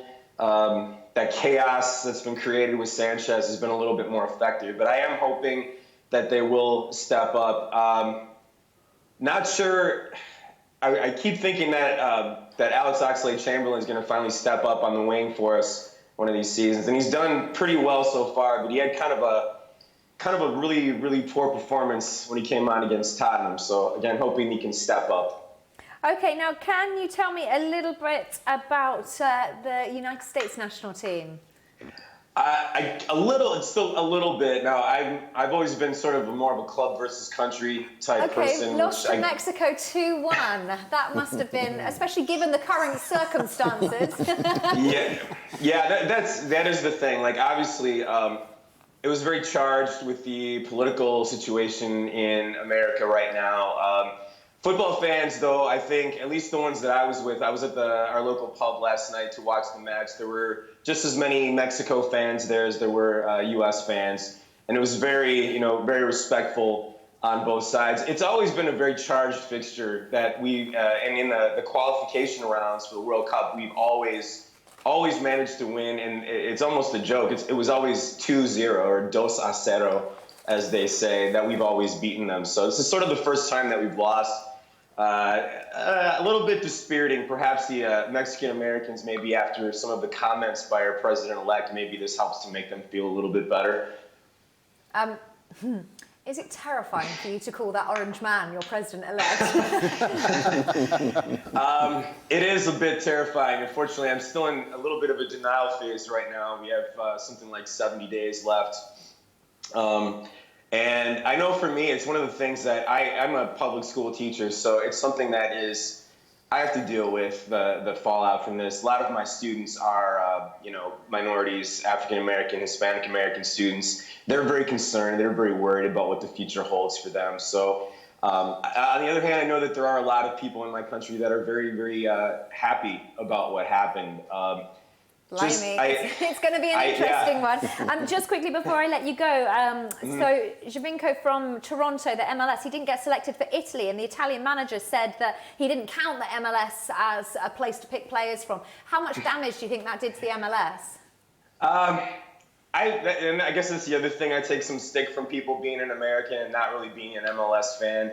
I know that there are top quality players. Unfortunately, it still has the reputation as being a retirement league, I think, for a lot of EPL legends. And until we shake that, I don't know if that's going to change. Part of it is, obviously we don't, American teams refuse to participate in the promotion and relegation cycle. We also, it seems like the MLS refuses to acknowledge international breaks.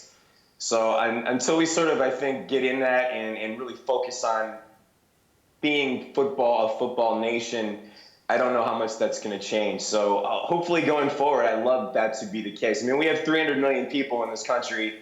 You think that we could field a pretty decent squad, but it seems definitely. Okay, just quickly, we've got very little time. Score prediction. You're playing Manchester United on the weekend coming. Score prediction. Always a bad one. I don't know. We had horrible luck on Old Trafford.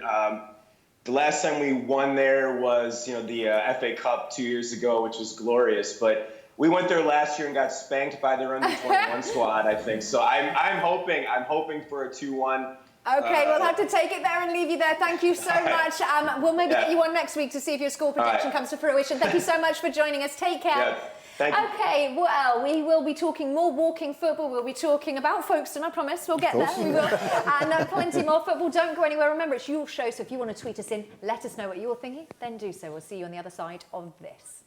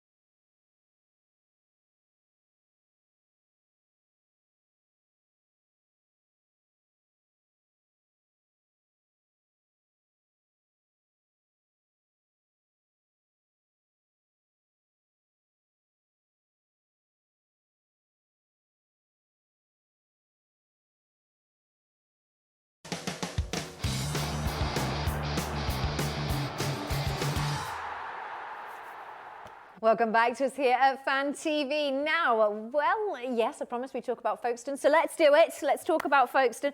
Okay, so Folkestone, what league are they in? They're currently in the Ryman Premier. Yeah, okay. A brief little story. When the old Folkestone Town team went bust in 1990, Invictus stepped up, took over the use of the ground. They got into the Kent League, played there a few seasons, worked their way up into the Ryman League. And last season, we won the league by 24 points. Nice. Okay, so you're currently 13th. So what's the turnaround this season? What's happened? It's not bad because that's only 3 points off the playoffs. Okay. So it's not as bad as it looks. We had a good start, but in October we had a run of away games and we had a few bad defeats and But 4 wins on the bounce at the moment, so it could be pulling it back. Yeah. We went 3-5-2, change of formation, and it seems to have worked well. Okay, what's the upturn in form? Anything changed? As I said, just a changing formation. We made a couple of new signings as well. Okay. And it's not you three, is it? No. Okay, so won 6 goals to 0 last Saturday against Canvey Island. Canvey Island, yes, I was there. And it was fantastic. Nice. Okay. And this was, in fact, our goalie Tim Roberts actually got man of the match. Okay. The first half we made some blinding saves. We could have been 3-0 down. It was only 1-0 half time, and then the second half we just turned it on, got 5. And okay, so you've got top goal scorers Ian Draycott. He's got 7 goals. So he scored again today, actually. Okay. We're playing North Lee in the FA Trophy. Okay. We were 2-1 up last I heard, but then these meanies made me turn my phone off. So. Oh, okay. I wonder if we could say no. Maybe they don't have Folkestone on normal internet. Go on, the boys will find it. Okay, so what do you want to see come out of this season? Do you reckon you can go up? I think it'd be too early to go up, to be honest, because of the finance situation and that. We need to get more investors. Hang on, we've got a score. Go on. It's 3-2 to North League full time. Oh my word! Depression on the way home. Depression on the way home. They knocked us out of the FA Cup as well, so that's twice they've done us. We got to get on the same train as him. Yeah. I should never have told you. Get the noose ready. Okay, so your manager, director, Neil Cugley. 20 years. 20 years, and at the end of last season, he passed 1,000 games in I was charge. going to say passed away. What's he been doing? It was the 1,000 games mark. Okay. So, yeah. Time for a change or not? Is he doing? No. He'll be there when. My son's a youth team player. He's 11. Yeah. And he'll probably still be there when he gets in the first team. Any standout players from Folkestone that are going to make it up? We've sold a couple of players to full-time clubs this season. Okay. We had a guy, Harry Smith, who's a big centre forward, 6'6". We sold him to Millwall start of the season last Tuesday night. Last Tuesday night, he made his first team debut and scored a couple. Nice. Okay. Yeah, and another player, Scott Hurd, in midfield. We just sold him to Dagenham and Redbridge a few weeks ago, and poor lad he's as been doing quite well for them. Okay, so you said it's too early for promotion, but I think so. Well, I think we need to. This is like our first season back in the Premier, so we need to get established in there, and then maybe after a couple more seasons, just think about having a push for the National League South. Nice. Okay, so who's your next game against? Because that's a shame. 4 wins on a bounce, 1 down. I believe it's Sudbury at home. Easy game? They're not too far off us, so I would say, winnable. Now, are you worried about Ian Draycott being poached? Is he another one that you're going to lose? Maybe, yeah. Because the last couple of seasons when we was in the Rhine 1 South, he got 40 goals a season. Sounds like Manchester United could do it. May as well swap him for Pogba at the moment. Okay, so it's an interesting league to follow. Do you think this is a good promotion of grassroots football? I think it is, yeah, absolutely. Now, actually, a question I'm wondering, this walking football, you mentioned players that he came down and had because he'd had a heart attack. Is this something that you'd like to see, maybe younger players that have got injuries that can't, because you see a lot of players, footballers coming out of full-time play because of knee injuries and things like that. Would you like to see more of that type of player coming into walking football? Oh, without doubt, yes. I think it's got to be inclusional. You know, women playing mixed sessions, and. Are you the first? You must be the only football in it that's got mixed then. Yes. Oh, no, we've played against a few girls. Yes, that's what I mean. You must be the only. Yeah, that's pretty impressive. I think that's pretty good. And I suppose walking football, it's an even playing field, isn't it? Apart from you lot beating each other up. Yeah. I mean, if you've got respect for your opposition, you've got respect for women, and you know it's just the same deal. It's non-contact anyway, so it's fine. It's the accidental nudge here and there. With him playing. Yeah. A little trip. Okay, so show us your bib. Oh. So your daughter. This is the only West Ham bit of clothing I've got at the moment. You're not wearing a shirt until they. Because I was a West Ham boy when Jeff Hurst and Bobby Moore and, I and all support those West Ham guys because were Dad playing. says, have you made your daughter support West Ham? Yes. Poor girl. Poor girl. What else could I do? Well, it was either that or Barcelona. Okay. Well, yeah, Jeff Hurst has signed that as well, so that's a little gem. And I like the way that you've got her bib, but she was never allowed to wear it. No. no. There's no stains either. No stains. But she promised she'll keep it. So, as you've obviously been a West Ham fan for a long, long time.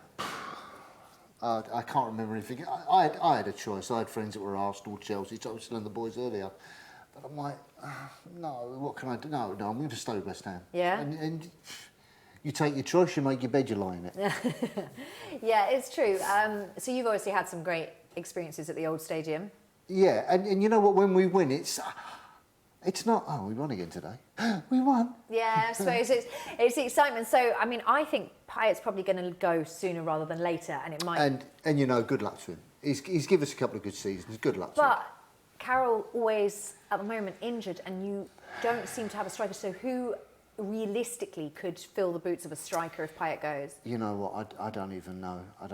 It's just about whoever they put in there. Just survive the season. Survive the next 2 seasons. It's a tough old time to move stadium. The It fans is. aren't adapting well. I think you're right. This is just about. So it's a shame because off the back of last season's form, you could be on a road to Europe. But I'm not sure. No. I mean, we got Europe this year and fell over at the first fence for a team we should have easily beat. Yeah. So it's too early. Just get into the stadium. I Stay like in it it. for a couple of years. Stay calm. Stay calm. Stay calm Don't and carry on. panic. Yeah. Okay, well, Stay calm. Scotland, let's be honest, bit of a pickle, aren't they? It's not. I've got my little list here. Matt Ritchie, James Morrison, Phil Bradley, George Boyd, Andy Gray, Stephen Fletcher, Chris Martin, John Rhodes, Chris Commons. Yeah, they're all English. What did you make of the Scottish team with mainly English players in it? Half of them were. Yeah. Really? Is it ancestry or? Yeah, it is. So. Okay. Yeah. It's fine. You don't. It's fine. It's fine. Some of those play for England under 21s as well. Exactly. You can have so many players older than under 21s, can't you? No, it's fine. If they want to play those players, it's good. Yeah. Yeah. So is Scotland obviously in a little bit of a pickle? What did you make of their performance? Because there is nobody coming through, and other than Snodgrass, there's nobody really offering goals. Yesterday was a do or die for Scotland. You could see they came out. They was going to play at England and see if they could steal the game, and they nearly did steal the game. To be honest, if you look at the English side on paper and you look at that Scottish side on paper, and I know we got the 3 goals, but the actual performance. Yeah.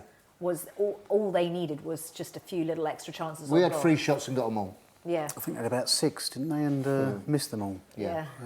And if they knew how to finish, if the Scots just bring a bit of composure, along with what they've got into their game, they could have scored. They could have scored at least 2 goals yesterday. So, Gordon Strachan is on thin ice, but again, who's going to take that job over? But why is he on thin ice? I The don't. boys put up a good performance. It's just they couldn't take their chances. It happens. Yeah, it was certainly a valiant performance. At least they didn't go down. It wasn't an embarrassing performance. No, I enjoyed the way they played. They played well in patches. And, I was more impressed with the way Scotland played than I was with England, because England I expect more. Yeah, and I mean, you look at those players on the pitch. They're like, okay. So, what do you make of this picking? Necessarily fashionable clubs rather than informed players, because there's a lot of talk about Defoe, Terry, Mark Noble. Yeah, I got what you're saying about those guys, but for the long haul, they're too old. Yeah, they've had their day. It's a conundrum, isn't it? Because you want to build a squad, so Exactly. that's what they're doing. But they want to win games, and should they have? Because in that squad, there's not, other than Rooney, there's no glue going. Actually, come on, this is what you do on an international stage. But in the group they're in, they're going to win games. There's no one better than England in the group. For what England are, there's no one better in the group. So they're going to win the group, or they're going to qualify the group. So why then bring in those older guys just for love and say, oh come on, let's give them a game? Yeah, fair enough. Okay, so Rashford, Vardy, Kane. Vardy obviously got some time on the pitch. I think Kane was just saved maybe because he was always going to be saved because of that injury. Would you have changed up any of that? Would you like to see Rashford getting more of a chance? Oh, without a doubt, I think. Yes. Why is Because he come not? the next World Cup, he'll be 20, won't he? And he'll be much more... I don't know. He's what it ready is. now, though. Yeah. Isn't he? I don't know why they're not playing Rashford. No one There's seems got to be a want play reason Rashford. everybody's holding him back. And is it that... Because the thing is, look how Rooney has... And everyone's... You know, he's young enough to still be playing. Are they holding on to him for that reason? As far as I'm concerned, England need to earn their wings, and they need to make teams scared of them again. Yeah. And if you've got Rashford, someone like Rashford, running at you all the time, you're going to be petrified. I know I would be. So play the boy, play him half an hour of the second half, but play him. Don't give him 6 minutes. I think the last game England played, and they got knocked out of the cup, the tournament. They gave him 6 minutes. And I'd say he is probably one of the most intimidating players that people don't know about, telling you. because everybody knows about Vardy, everybody knows about Kane. But he's fearless, he's young, hungry. What did you make of Cahill getting a goal? Well, like your reporter mentioned earlier, he pops up for Chelsea, does the same. Just a little in the background, no pressure on him. Just it's quite nice to have a player like that. No one's expecting much from him. I'm not a Cahill fan, but let me tell you, I think that was the pick of the goals because the boy's on the post. He saw an opportunity. He came out. No one saw him come out, and he took his opportunity and he took it well. And it was that, yeah, it's unexpected, yeah. Yeah. So for me, an opportunist goal. That was the pick for me. Okay, well, poll 2 is out there. Who will be the next national team to be banned from a major tournament? Well, is it Russia? Is it England? Is it Romania? Because did you see the flare that went off? So we'll talk about that. I think it was Lewandowski, wasn't it? Yeah. But maybe we shouldn't ban Romania. Maybe we should just ban flares. Thinking outside the box there, I'm just saying. Okay, well, we will be back after the break with the guys on the sofa. So make sure you stick with us for that now. Our teaser that we've been putting out there is which are the only 2 current Premier League teams to have not scored 100 Premier League goals. Burnley? I don't know. I'm guessing. Guys, any guesses? Bournemouth, yeah, maybe. West Ham. Actually, we joke, but it actually could be. Okay. Well, one of those is right. We'll let you know after the break. Remember that you can tweet us in as well if you want to. Let us know what you're thinking. If you are watching us on YouTube, you can write us messages. We'll read those messages out. Want to know anything about walking football? We can do that as well. Okay, we'll see you on the other side of this. Don't go anywhere.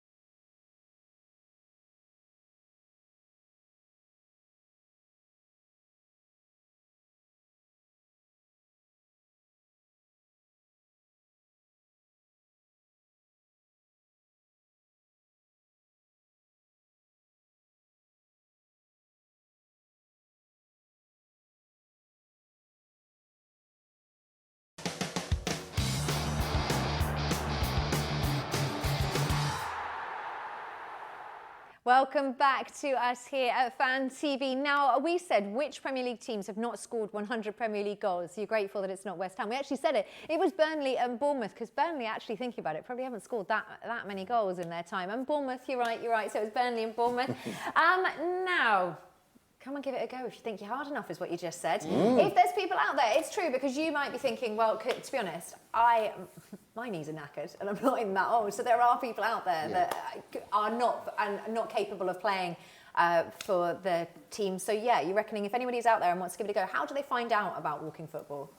You can go on the website, Walking Football United. That's the directory of most venues, active sessions. And they're not as old as the Barclays advert? No. Well, not as doddery. I mean, as much as that's done for the game, it doesn't show the game how it is. Okay.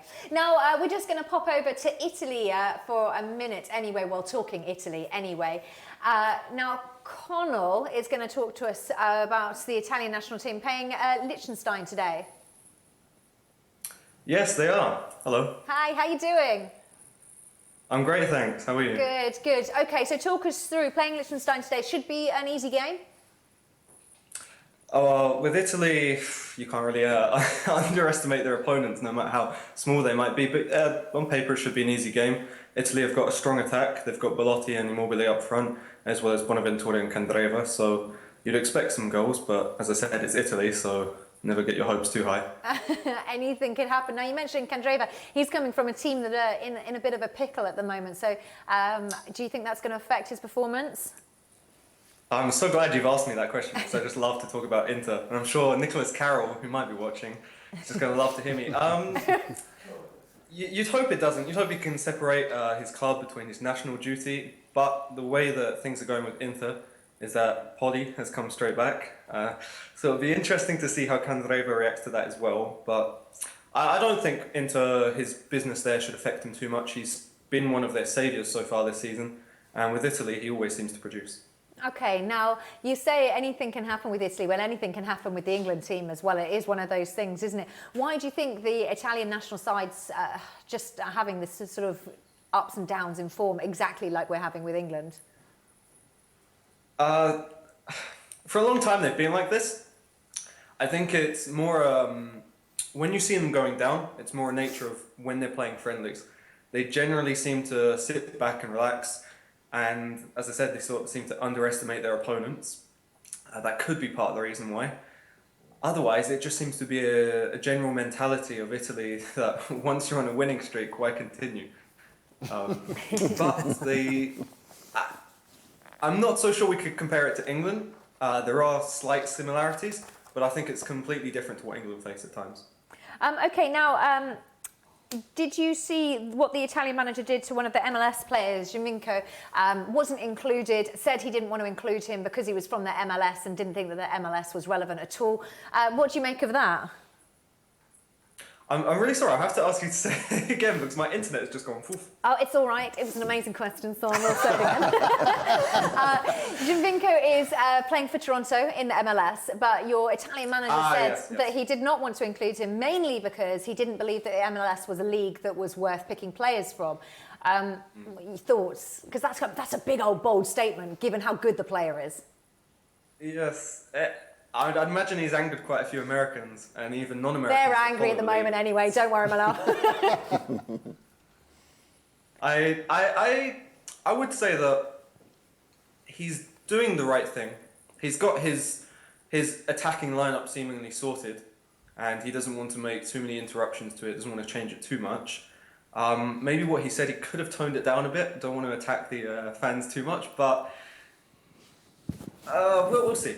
If the lineup ever comes into such dire need of Giovinco, then he might rue the chance that he's had to not call him up. The same with Balotelli. But for now, I think he's made the right move, and you've just got to see it pay off. Okay, you made a comment about Balotelli. Balotelli was just terrible and suddenly moved and found form that I don't think anyone in the world thought he'd find in Nice. Are you excited to see what more he can offer? Yes and no. I haven't ever been too fond of jumping on the Balotelli bandwagon. Some might say it's not a bandwagon because he can just be a good player. But you put a question out on your Twitter a while ago saying that, well, he's shown his potential 4 years ago in the 2012 European Championships. But then I do say it's 4 years ago and a lot can change. So Roberto Acquafresca was considered a good player for Italy. Okay. But okay, so you can't really say that he's so good. Oh, I think our internet, I think we're on a delay. You're miles away, we're on a delay. So you're second at the moment. Yes, I'm sorry. Internet's not. Only top spot goes through, and Spain are currently sitting top spot. Is that going to be a national embarrassment for Italy if Spain go through? Yes, I think, yeah. You can say. It would be embarrassment, but not highly unexpected. Okay, now there's a lot of talk that the Italian team are lacking world-class strikers. Do you think that's the case? If you define world-class, if you look at somebody like, I don't know, I personally don't believe, but if you were to say Zlatan Ibrahimovic, world-class, in that standard, yes, but then again, you have got players, Belotti, Immobile. Immobile went through a lot of struggle when he went to Dortmund, slightly picked himself up at Sevilla, but then he went back to Torino, and now he's on fire at Lazio. So you could put him up there with other world-class players, and Belotti, he can become one. I like that. I just reading something here which says Balotelli named in the 20-man squad caused bafflement. Do you think it was baffling to include him? It's probably not, given his form. No, it's not. It's not bafflement including his form, but his attitude, it can be. Okay. You can wonder how he can break up the squad. Do you think you are going to qualify in top spot? Is that a realistic expectation? Realistic, no, but we can dream. With the team, I'm a bit of a pessimist, but I'd like to think, yes, we can. But as I've said numerous times, like the millionth time I've said it, I don't want to get my hopes up too much. You sound like a West Ham fan. Thank you so much for joining us, Connell. I appreciate you giving us an update.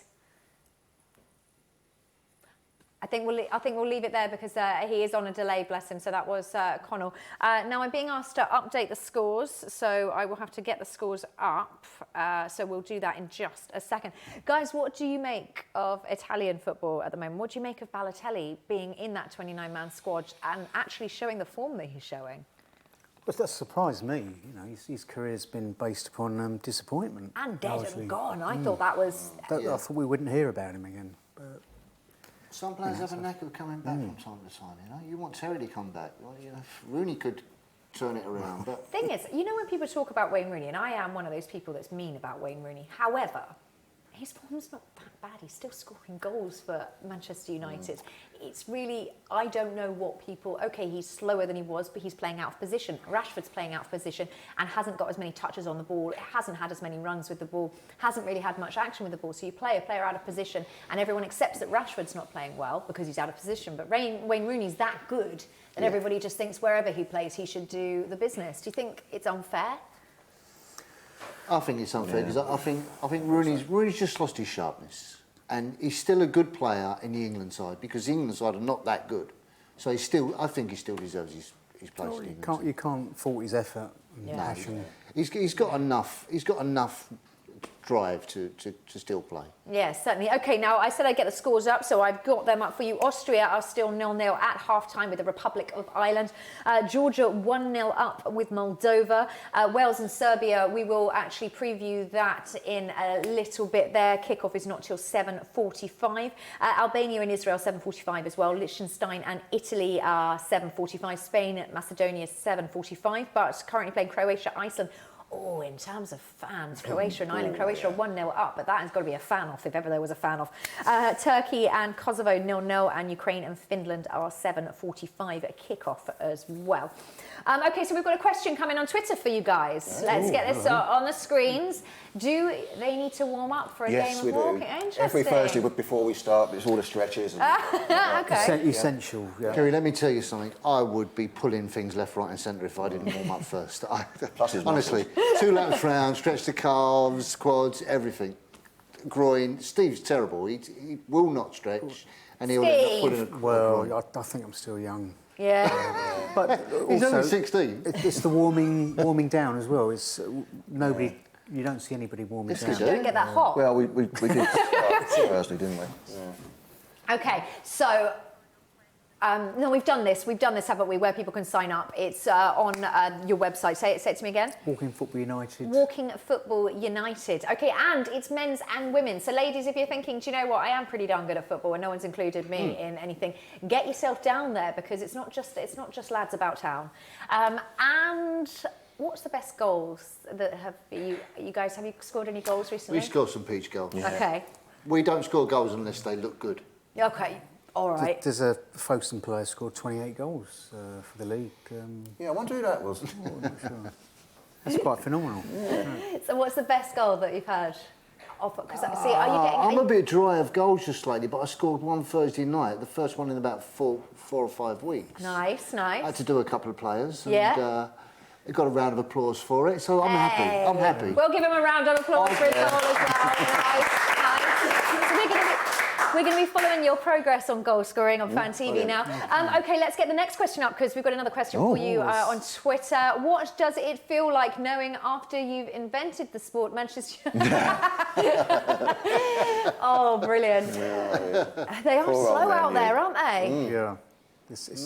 It's nice that we're being used to equate a format of football with, you know, illustrious teams. Nah, it's pretty good. It's pretty good. And they're our feeder, aren't they, for the future? Yeah, potentially. Wayne Rooney, not so distant future. No, poor sod. It bodes well.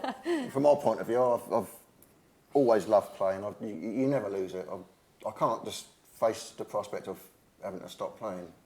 Yeah, but I also think it's a lads thing, isn't it? Yeah. It's about, I talk to a lot of footballers about this. It's actually just, but it's just being part of something, banter, isn't it? It is. Camaraderie. And you miss that. So I think that is a thing. If, you know, we've talked to players here that were saying they're still wanting football. So walking football might be it. Yeah. So it's Walking Football United if you want to find out more now. Our poll was who will be the next national team to be banned from major tournaments? Well, Russia, England or Romania. I don't think any of them are going to get banned. Do you reckon a ban on flares should go before we ban a team? Definitely. Well, definitely bell bottoms. Yeah, skinny jeans.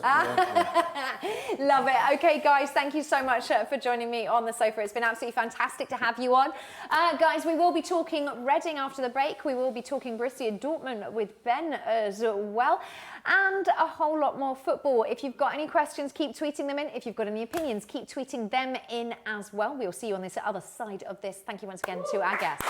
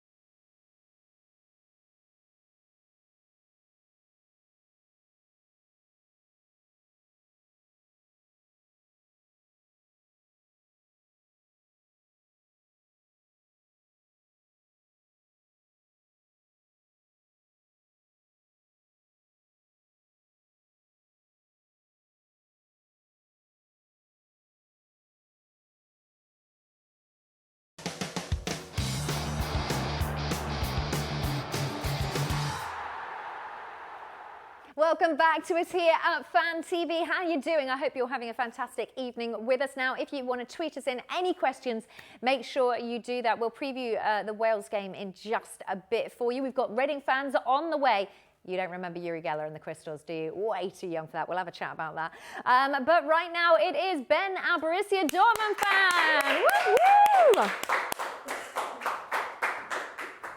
Hey, Kiri. How you doing? How are you? I brought you a little good. present. Oh, I get presents. Yay. So I've got signed cards. Nice, nice. Yep, Who are the players signed. I can't. Bender signed the card for yes, me. Sven This Bender. is what Yeah. I have always wanted, is signed card from Sven Bender. Yeah, Olympic. He's the Olympic national team player, silver medalist, and you've got. As well, I'm going to be honest. Rosie, take a look at that one. Okay, and then I've got Eric Drum as well. Yeah, Eric Dorm. Yep, definitely a defender, and you've got Joo-Hoo Park as well, Korean international. Funny, but these are not bad-looking players. Maybe we should have a little think about infiltrating them into England. And we brought you a little badge as well. Thank you. Your own just what Borussia I Dortmund needed. light-up badge. It's light. But she's going to try and put it on. How do you make it light up? I don't know. That's for you to find out. We'll deal with that later. Okay. All right. Now we've got a fan little clip that was sent in from the fans, and it's all the crazy antics that our football fans get up to when they're not watching us. So let's take a look at it.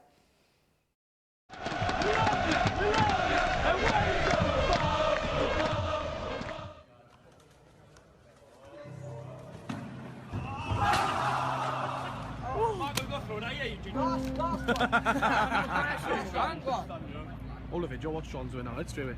Oliver, Joe. Marco, pass it, boy. It's going. You won't do it. You won't do it for a score. You won't do it for a score.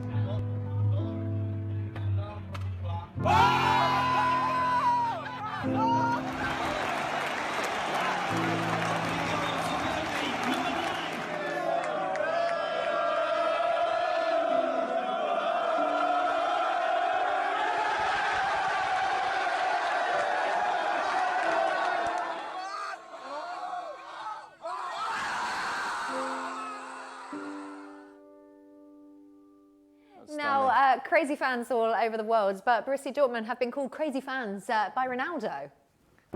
Yeah, absolutely. I mean, he was tweeting this week that the toughest team to play against are Borussia Dortmund, and I mean, my guess is the fans have got a lot to do with it. I mean, everybody now knows the yellow wall in England, and basically, you know, it's a tough place to play. 84,000 very, very passionate black and yellow fans. It's a very, very passionate place to play. We were there at the Dortmund-Schalke derby a week before last, and I was right there in the yellow wall, block 13. You who said I always liked in the VIP seats, Yeah. I was right in the middle, right in the cop. Well, you did get VIP seats in the taxi, didn't you? So the taxi's done its first journey abroad. You're right. Yeah, it has. By the way, just if you don't know what we're talking about, there's a Borussia Dortmund taxi that is funded by the Borussia Dortmund England community, and it went on a journey. And Kiri was the very first person to take a ride in it. I kind of got kidnapped. So you literally launched it. Okay, so tell me what happened. You went on this journey. Yeah, so as I was saying before, we went over to Borussia Dortmund and experienced those crazy fans in the yellow wall, and essentially it was part of a whole trip. So we took that yellow cab from London out to Dortmund. It ended up taking us 14 hours to drive from from London to Dortmund. And basically because we got into all sorts of kind of horrible traffic jams in Belgium, and then I told them to take the wrong path and they ended up going off the wrong way. And honestly. It was like, so anyway, but the cool thing was that when we actually arrived there, Dortmund's centre-back and Middlesbrough target, Neven Subotic, who's not one of the players I gave you on that card, was actually waiting for us. And he 14-hour wait, you must have been pretty pissed off. He was absolutely awesome. He actually ended up turning up half an hour later than we said, and that was exactly the moment when we arrived. So talk about professional footballers having outstanding timing. The guy's standing there right in front of the main church wearing a long coat.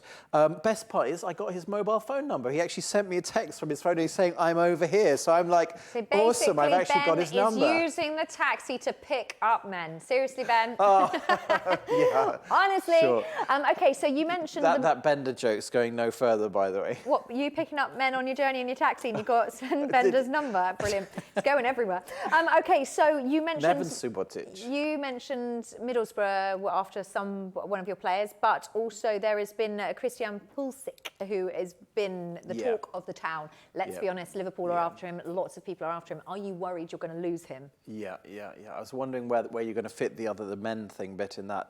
We left it. We'll pick it up. You brought up Christian Pulisic. You brought up USA earlier, and I was thinking that was the exact perfect moment to talk about Liverpool target Christian Pulisic.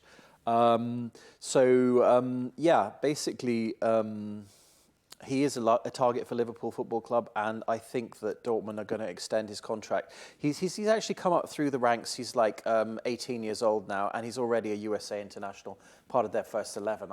First choice player, I would say. But I don't think he's going to go anywhere. I mean, Dortmund have got a lot on with the fact that they're already in the quarterfinals of the German Cup. They're in the they're in the Champions League, last 16 now, and basically they're obviously playing.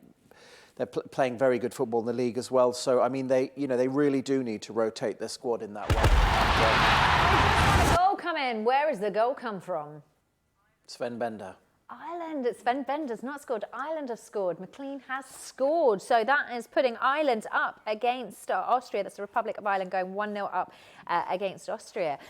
Okay, so talking about fans, our poll that's out there at the moment is what fans are, I know we're jumping all over the place, what fans are going to get banned, what teams are going to get banned. We had Russia and Romania, but you guys, Champions League, are playing against Warsaw without any fans, aren't they? They've had their fans banned in Champions League game. I mean, Legia Warsaw came back from, I think they'd been out of the Champions League for about 5 years or so, and unusually as the Polish champions. And then they came back with this absolutely outstanding choreography, which was pretty intimidating. Guess who's back and so on, green and white are their colours. It was really impressive for that match. And then basically what happened was Dortmund went in and then thrashed them 6-0. So and that was actually a series of 3 6-0 wins we had consecutively back to back. Nice. And then, of course, last week we beat Hamburg 5-2 and Aubameyang scored 4 goals. So I think Real Madrid are back on the prowl. I've just come back from Spain myself, but Cristiano Ronaldo's just renewed for another 6 years. Yeah. But so basically, Warsaw will come without any fans. This is right. So this to is come the point, with a team in Champions League to come against you guys without any fans, with your fans, that's going to be impossible for them. Yeah, no, it's absolutely right. I mean, there was some pretty rough stuff going on at the Legia Warsaw Stadium. I mean, from what I could see, there was tear gas being used by the fans, and they were actually what they were doing. From what I could see, was that they were using tear gas on the safety guys, like the security people, to try to get to the German fans, to the Borussia Dortmund fans. But I mean, needless to say, they calmed down a lot as the Borussia Dortmund goals just kept, smashing in the back of the net. And I mean, I don't really welcome that kind of thing. Borussia Dortmund fans have been known at times to use being crazy, but not flares, but not generally to do the tear gas. I mean, frankly, just to come back to the Dortmund-Schalke match, I actually came out of the ground myself, and I actually saw some mace gas being used by Schalke fans on Borussia fans, and I saw Schalke fans actually massively laying into some Borussia fans. So there's a pretty big fight going on. Okay, so you talk it can get rough at Borussia. You're talking about that, and then you're seeing QPR fans in England fighting against each other, West Ham fans. Yeah, West Ham's been a mess, frankly. Been a mess, but does it compare? Because I think the media have made much of it. That's what the media do. They always make much of it. But do you think, in light of what you've just talked about, as is child's play compared to mace and... I have to say the policing in Germany is always absolutely outstanding. Not only is it generally very friendly, but it's also incredibly efficient, as you would expect. Vorsprung durch Technik or whatever Audi says. I don't know what it is. But generally, you feel very, very safe in German grounds. And as I said, I just slip it in quickly. Very cheap prices, by the way. Yeah, very cheap prices. I keep coming back to that one. That's my thing, guys. Come to Germany, cheap prices, good beer. Hey, okay. Now... But yeah, I think it is an issue. You're absolutely right, Kiri. I mean, essentially, you know, you don't want to see violence of that level in any ground, really. And I think, you know, one of the things that you've always talked about in the past is, you know, I remember I came on your show a few weeks ago and you talked about Celtic and you actually showed the video, the very first video from the Celtic ground. And you're absolutely spot on. If you're going to have standing like you have in Germany, then you have to have the right attitude to go with it. And as far as I can tell, I have friends who are West Ham fans, and what they're saying is that the issue is about people standing up. And at Upton Park, people used to stand up. And here and at the new stadium, they're basically not being allowed to stand up. Yeah, so I think it's set a precedent. You've got to introduce that, I think. And you know, it does actually, in my opinion, it really, you can see the yellow wall. It creates a cohesion and it creates a friendliness. You know, when they score, the whole thing goes mad. I mean, and it's so friendly. It just really is. So I'm really looking forward to going to the Dortmund-Bayern match next Saturday. And I just know that it's just going to be, you know, raucous again. But it's always raucous in a really friendly way. You know, it never gets out of control. We put out the teams. Do you think Russia, England, Romania, any of those are going to get banned from any major tournaments? Well, I personally, we're talking about Balotelli earlier. Over the years, we've seen some of the East European fans, particularly Russian fans, have been very, very racist. And I've always thought this is extremely weird because if you look at some of the Russian teams and so on, they very often, I can't remember, was it Hulk who was playing for Zenit St. Petersburg? Because I remember watching them at Dortmund. Yep. At the, they actually beat us. It was 2013 quarter-final of the Champions League. We went through anyway, but because we won at St. Petersburg. But I remember, I think it was Hulk, wasn't it, was playing for them? Yeah. And okay, we'll have to pick back up. We've only got 15 seconds, Ben, before we head to the break. We will be seeing you on the other side of this, so make sure you don't go anywhere. We'll wrap up our poll, and we've got some other teasers. See you in a sec. Yeah.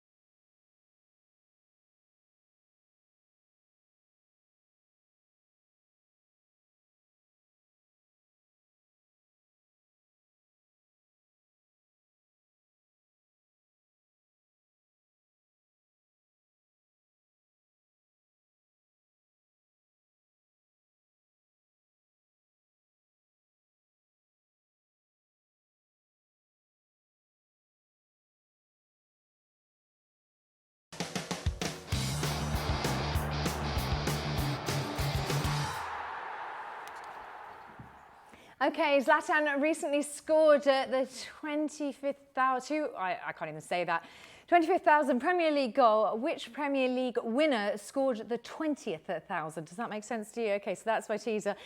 Tweet us in your answers. Let us know. But joining us on the sofa now are our Reading fans as well. Come in, guys. Come in.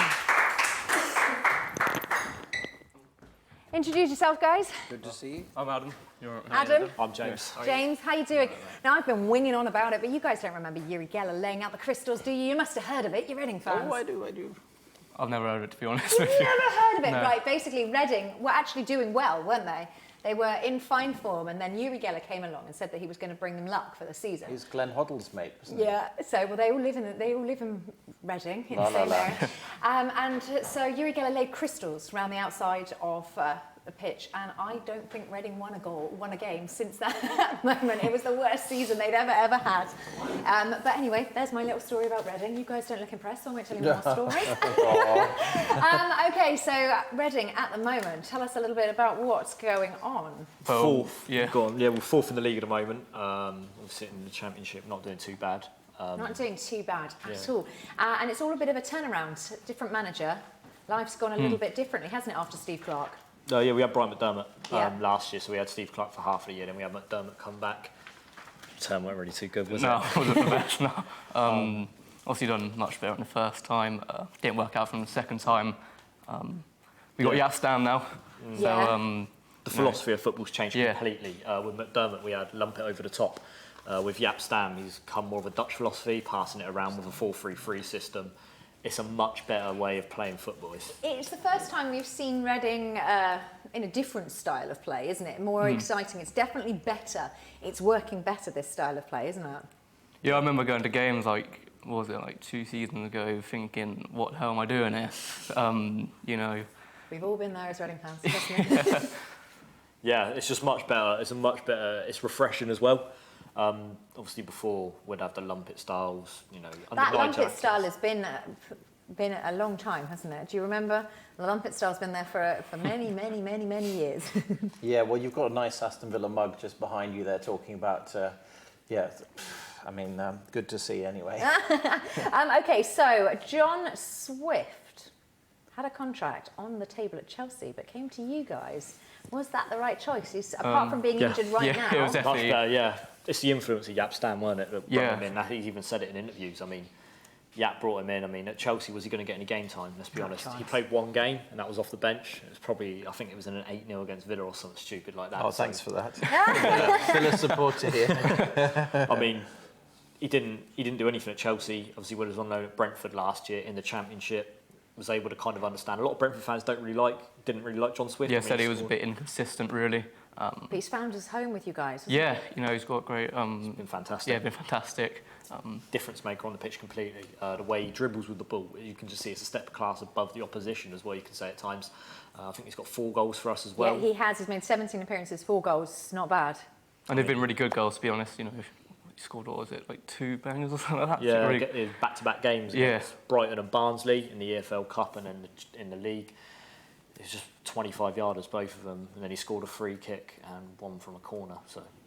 Okay, now there's a bit of a goalkeeper off at the moment because Ali Al-Habsi, am I saying that right? Al-Habsi is, looking for a January transfer. It looks like he might be up in the January transfer window. But then your old goalkeeper that Steve Clarke let go, Dan Lincoln, is now on trial at Arsenal. So it's a bit of a goalkeeper shift. Are you worried about losing your second in command goalkeeper? Does it bother you? But then if you lose him and you're seeing Dan Lincoln elsewhere... Dan Lincoln never played for the club. Yeah. He was an under 20, 21 keeper and he didn't really get played in there neither. Stuart Moore, who's our third choice keeper now, he was playing above him. Al-Habsi as well. I don't think he's looking for a January move personally. The only reason that come about was because Jaap Stam said in a press conference that he think he might go, but I don't see Ali Al-Habsi moving personally. He's playing fantastic this season. Probably played the season so far. He saved us so many times. Fantastic saves he's made this season. We've had a problem with goalkeeper recently. Recent years we've had problems with goalkeepers. You know, we had Jonathan Bond. He's just gone on loan somewhere. To Gillingham. Yeah, somewhere like that. Before that, we had Federici, who was a class keeper. He won our player of the season as well. But yeah, he went off to Bournemouth. It's kind of like a similar situation to Al-Habsi at the moment as well, which is obviously a little bit like worrying because obviously Federici left to go off to Bournemouth, but he'd been at the club 10 years before that. He even slept on a former player Sonko's floor. Slept on his floor when he first came to the club. Okay, guys, well, we will talk a bit more about Reading, but Wales take on Serbia at 7:45 tonight. This is a significant match for Wales, who are third in the group and 2 points behind Serbia, having been held at home to a draw by lowly Georgia in their last shouting, Chris Coleman's side can ill afford to drop any more points at Cardiff City Stadium, with only one team able to qualify automatically from the group. Wales will be lifted by the return of midfielders Aaron Ramsey and Joe Allen from Saturday's World Cup qualifier against Group D leader Serbia. Arsenal midfielder Ramsey is back after a hamstring injury, and as is the in-form player Allen, who missed October's 1-1 draw with Georgia. But defender Ben Davies and James Collins have both withdrawn from the Wales squad because of injury. Now, Serbia are without suspended Manchester City left-back Aleska Kolarov. So let's talk to Matthew, who is on the way to the Wales game. How are you doing, Matthew? Hey, guys. How are you guys doing? We are good in the studio. OK, so you're on the way to the game. Nerves building? Yeah. Sorry, you dropped out a bit there. What are you saying? You're on the way to the game. This is an important match for you. You need to pick up these points to get yourself up the group. Are you a little bit nervous ahead of this? Slightly nervous, but I do want to take issue with what you said about lowly Georgia. And well, if you look at how they played, they're actually a very good side. They're a very good side, very well disciplined, and could cause problems for any team in the group, not just us. So that's some of the benefits. We hope they can take points off other teams. But I expect us now that we've got a full-strength attacking lineup with us. I reckon we can do the business tonight. Yeah, well, you must be excited because there are players that are back, the players that you need to come back and really support Bale. Yeah, Aaron Ramsey being the absolute key one. You know, we missed him in the past two games. And now we've got Joe Allen, who's going to be back at full strength. Maybe he can add something to the side. And, you know, if Gareth Bale's performance does drop, which he has done slightly over the past couple of games, I know that Joe Allen can go and pick up where Bale leaves off. Well, there's no doubt Welsh football, Wales as a national team is in an exciting place at the moment. It must be good to know that you can just pop along and watch Gareth Bale play for 90 minutes. Yeah, to see the third best player in the world. We haven't had that since Ryan Giggs' days. OK, now do you have a score prediction for the game tonight? I'll go for a scrappy 2-1 win. Mitrovic to score for Serbia, and then Bale and maybe Ashley Williams for us. OK, all right. It's going to be a scrappy one. Yeah, I think it will be too, but we wish you the best of luck. Have a fantastic game at the stadium, and maybe we'll catch up with you next week and find out what happens.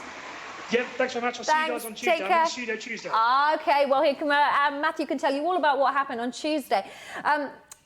What do you make of what he just said? Do you think it's going to be a scrappy 2-1 win?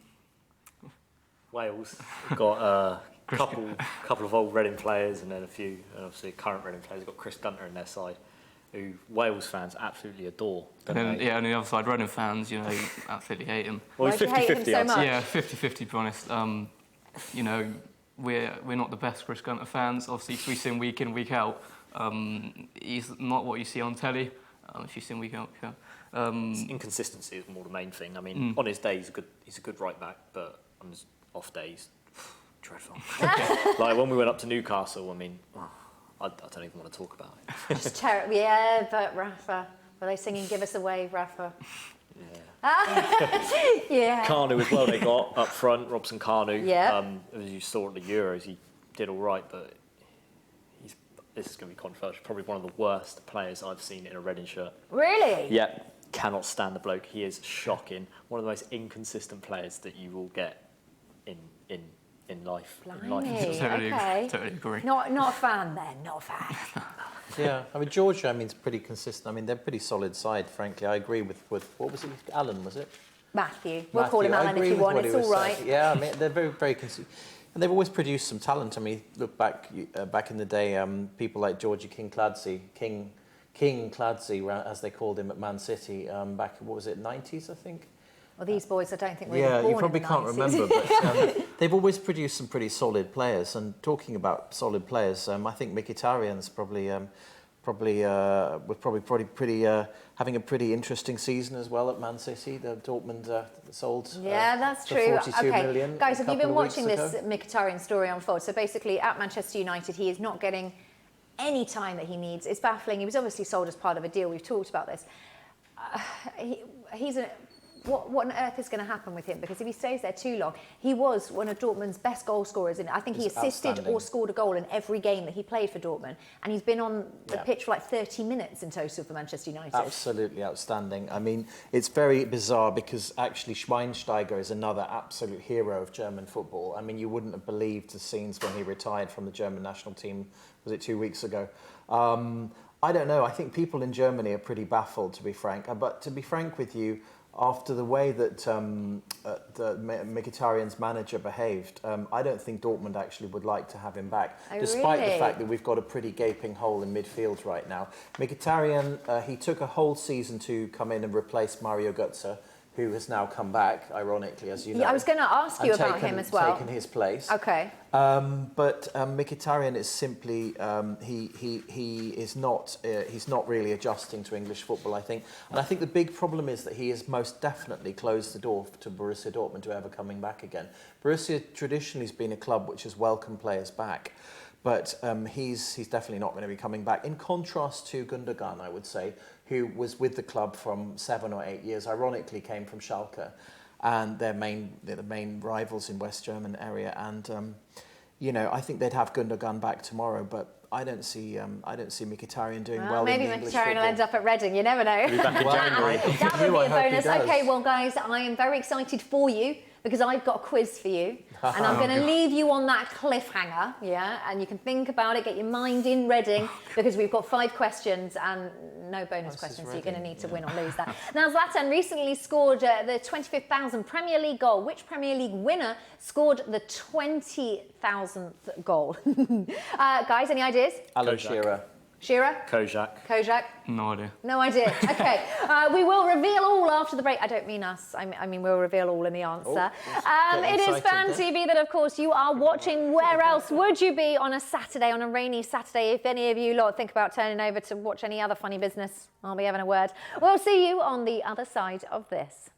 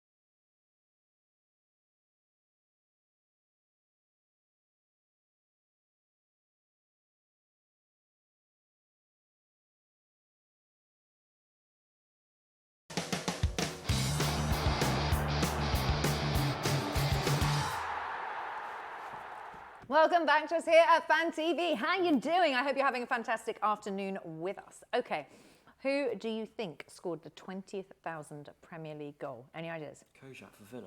It was either that or the 22nd thousandth. It was one or the other, I know that. Okay, the big reveal is Mark Albrighton. Really? Albrighton? Oh, that's boring. That's boring, isn't it? Okay, well, what's not boring is my Reading quiz. Okay, John Swift scored Reading's opening goal of the season, but who set it up? McCleary. Yay! Okay. Reading dominated possession against Preston on the opening day, but how much did they have? It was high. It was high. First half was like 81, I know that. So it'll be like 70, 71, around there. Oh my goodness me, it was 71%. Okay. How much did Reading get fined by the FA for the players' reaction to Dwight Gale's handball goal? 10,000. 10,000. Oh, it's 5,000. It was 5,000. I'll wait Okay. half that. No, I'm not sure I'm going to say his name right. Who set up how do I say Kermigan. Kermigan's last-minute winner at Cardiff? Jordan Obita. Yay! Okay. Who was named as man of the match by Sky Sports in Reading's televised game against Ipswich? The man on the back of my shirt, Roy Beering. Oh, give it up for the Reading boys! Literally ridiculous. 4 out of 5, and for that you'll get dodgy Arsene Wenger statue. Oh yes, we were there the other week, weren't we? Everyone's saying don't give away our props. No one wants an Arsene Wenger. He's wearing lipstick as well. It's good. This Wouldn't is good. be like you, Ben, to not notice he's wearing. Absolutely. Well, let's keep that theme going. Okay, so where to next? Shall we head to America for our Skype caller? Well, we'll do that in just a second. He's going to be talking about Chelsea. Now, you've got a lot of teams out there, Ben. You just admitted that Oxford's your local team. Oh, God. Yeah, Oxford United is my local team. That's absolutely true. And the Reading boys went, yeah, you done us the other week. Well, Reading, Swindon, yeah, you name it. We're planning to go out with Oxford United out to Borussia Dortmund in a couple of weeks. You're going to fit more on the taxi? Is that like how many? Well, yes, the entire management. So there's always that German connection, and Oxford are keen to learn from Borussia Dortmund and how things are done in the German league. Darryl Eales actually at the what's that trophy called? Johnson's Paint Trophy. It's now the Checker Trade or something. Well, I was going to talk to you guys. At Reading Checker Trade Trophy, you lost to Yeovil Town. How disappointing. It's the under-23s, isn't it? Yeah. Did you nothing. No. He went to it. I didn't. It's a nothing cup at the end of the day. Like. Oh, Oxford were in the final last year. You wouldn't be saying that, to be fair, if you did. We did win. It's a nothing cup at Wembley against Barnsley. It proves the competition, really, if our under-23s are in it. It's wrong that they're in it in the first place. I mean, you've got to take that. You're taking the right away from League One and League Two clubs, but I mean, at the end of the day, it's a competition for League One and League Two teams. I mean, that's it, really. Not interested. Are you like Manchester United about the Europa League? Don't care. Well, if I was them, I'd be proper interested. I mean, Reading in Europe, you can only dream. Okay. Have you ever made it to Europe, actually? No, we're but they've made it to the Premier League. They've been to the Premier League and twice. Are you on the way back up? Fingers crossed. Don't want to say too much a bit early. Definitely don't have the team though. There's no way you've got the team to handle the Premier League at the moment. Well, at the moment we've got strength and depth. Like Danny Williams, USA strength international. and depth like Burnley. Yeah, I mean. USA international, Danny Williams, we've got John Swift, England under-21s every single time. Jan Kermigan, he's done it in the Championship before. He didn't get the chance for Bournemouth. Gareth McCleary, he's done it in the Premier League for Reading before. He didn't really start too much because Kebe was there. We've got Roy Now, we will talk about McCleary in a sec. We're just going to get our Skype caller from America. Hello, how are you doing? Good, how about y'all?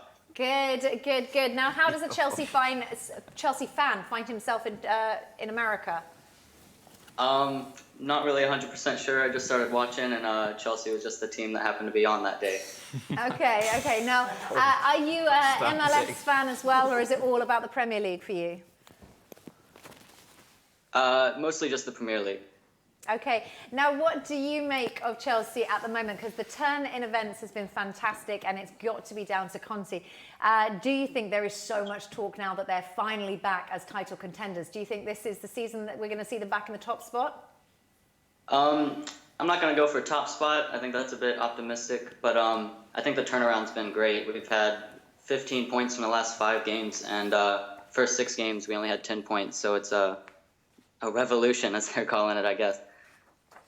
Okay, now Costa's injured. How much of an impact do you think that's going to have if you don't see him back in? Because Costa is one of the men that is holding Chelsea up there at the moment. Is that going to be a real loss?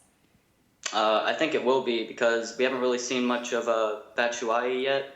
I mean, he scored, I think he's got a couple goals for us, but nothing really impressive as of yet. Okay, now John Mikel Obi, his country's coach, has said that he's being punished for representing Nigeria. What do you make of that? I'm not really too sure. I don't think he really has a place in the starting 11 anyways. I guess maybe like a couple of games here and there, but he's not at that quality yet, or really. Okay, now somebody that's struggling to get into the starting 11 is John Terry. Now, he didn't quite fit back into the way Conte had changed the formation, but now Kurt Zuma's back in training, back playing for the under-23s. He's likely to be in the squad very soon. Do you believe there's a place for John Terry? A couple of weeks ago, I would have said, yeah, put him in over Cahill all day. But Cahill really stepped up, and as that back three is just looking great at the moment. Okay, now we were talking to our Reading fans about as John Swift, who is, well, sacked his deal off with Chelsea to go to Reading to get more time playing. Now, Tammy Abraham is saying he might have to do the same thing. Do you think you'll miss him? Do you think he's worth holding on to? Yeah. Yeah, if we could find a spot for him, because he's doing amazing down there. I can't remember how many goals he has, but it's really great for him. 12 goals in 20 games on loan to Bristol. Guys, would you have him? Yeah, well, must be honest. Yeah, we're looking for a striker at the moment anyway. Yeah. You're always looking for a striker. You're Reading. Well, I mean, we've had Nolan, Shane Ben's giving the boys Kevin on the sofa Doyle. stick. List goes on.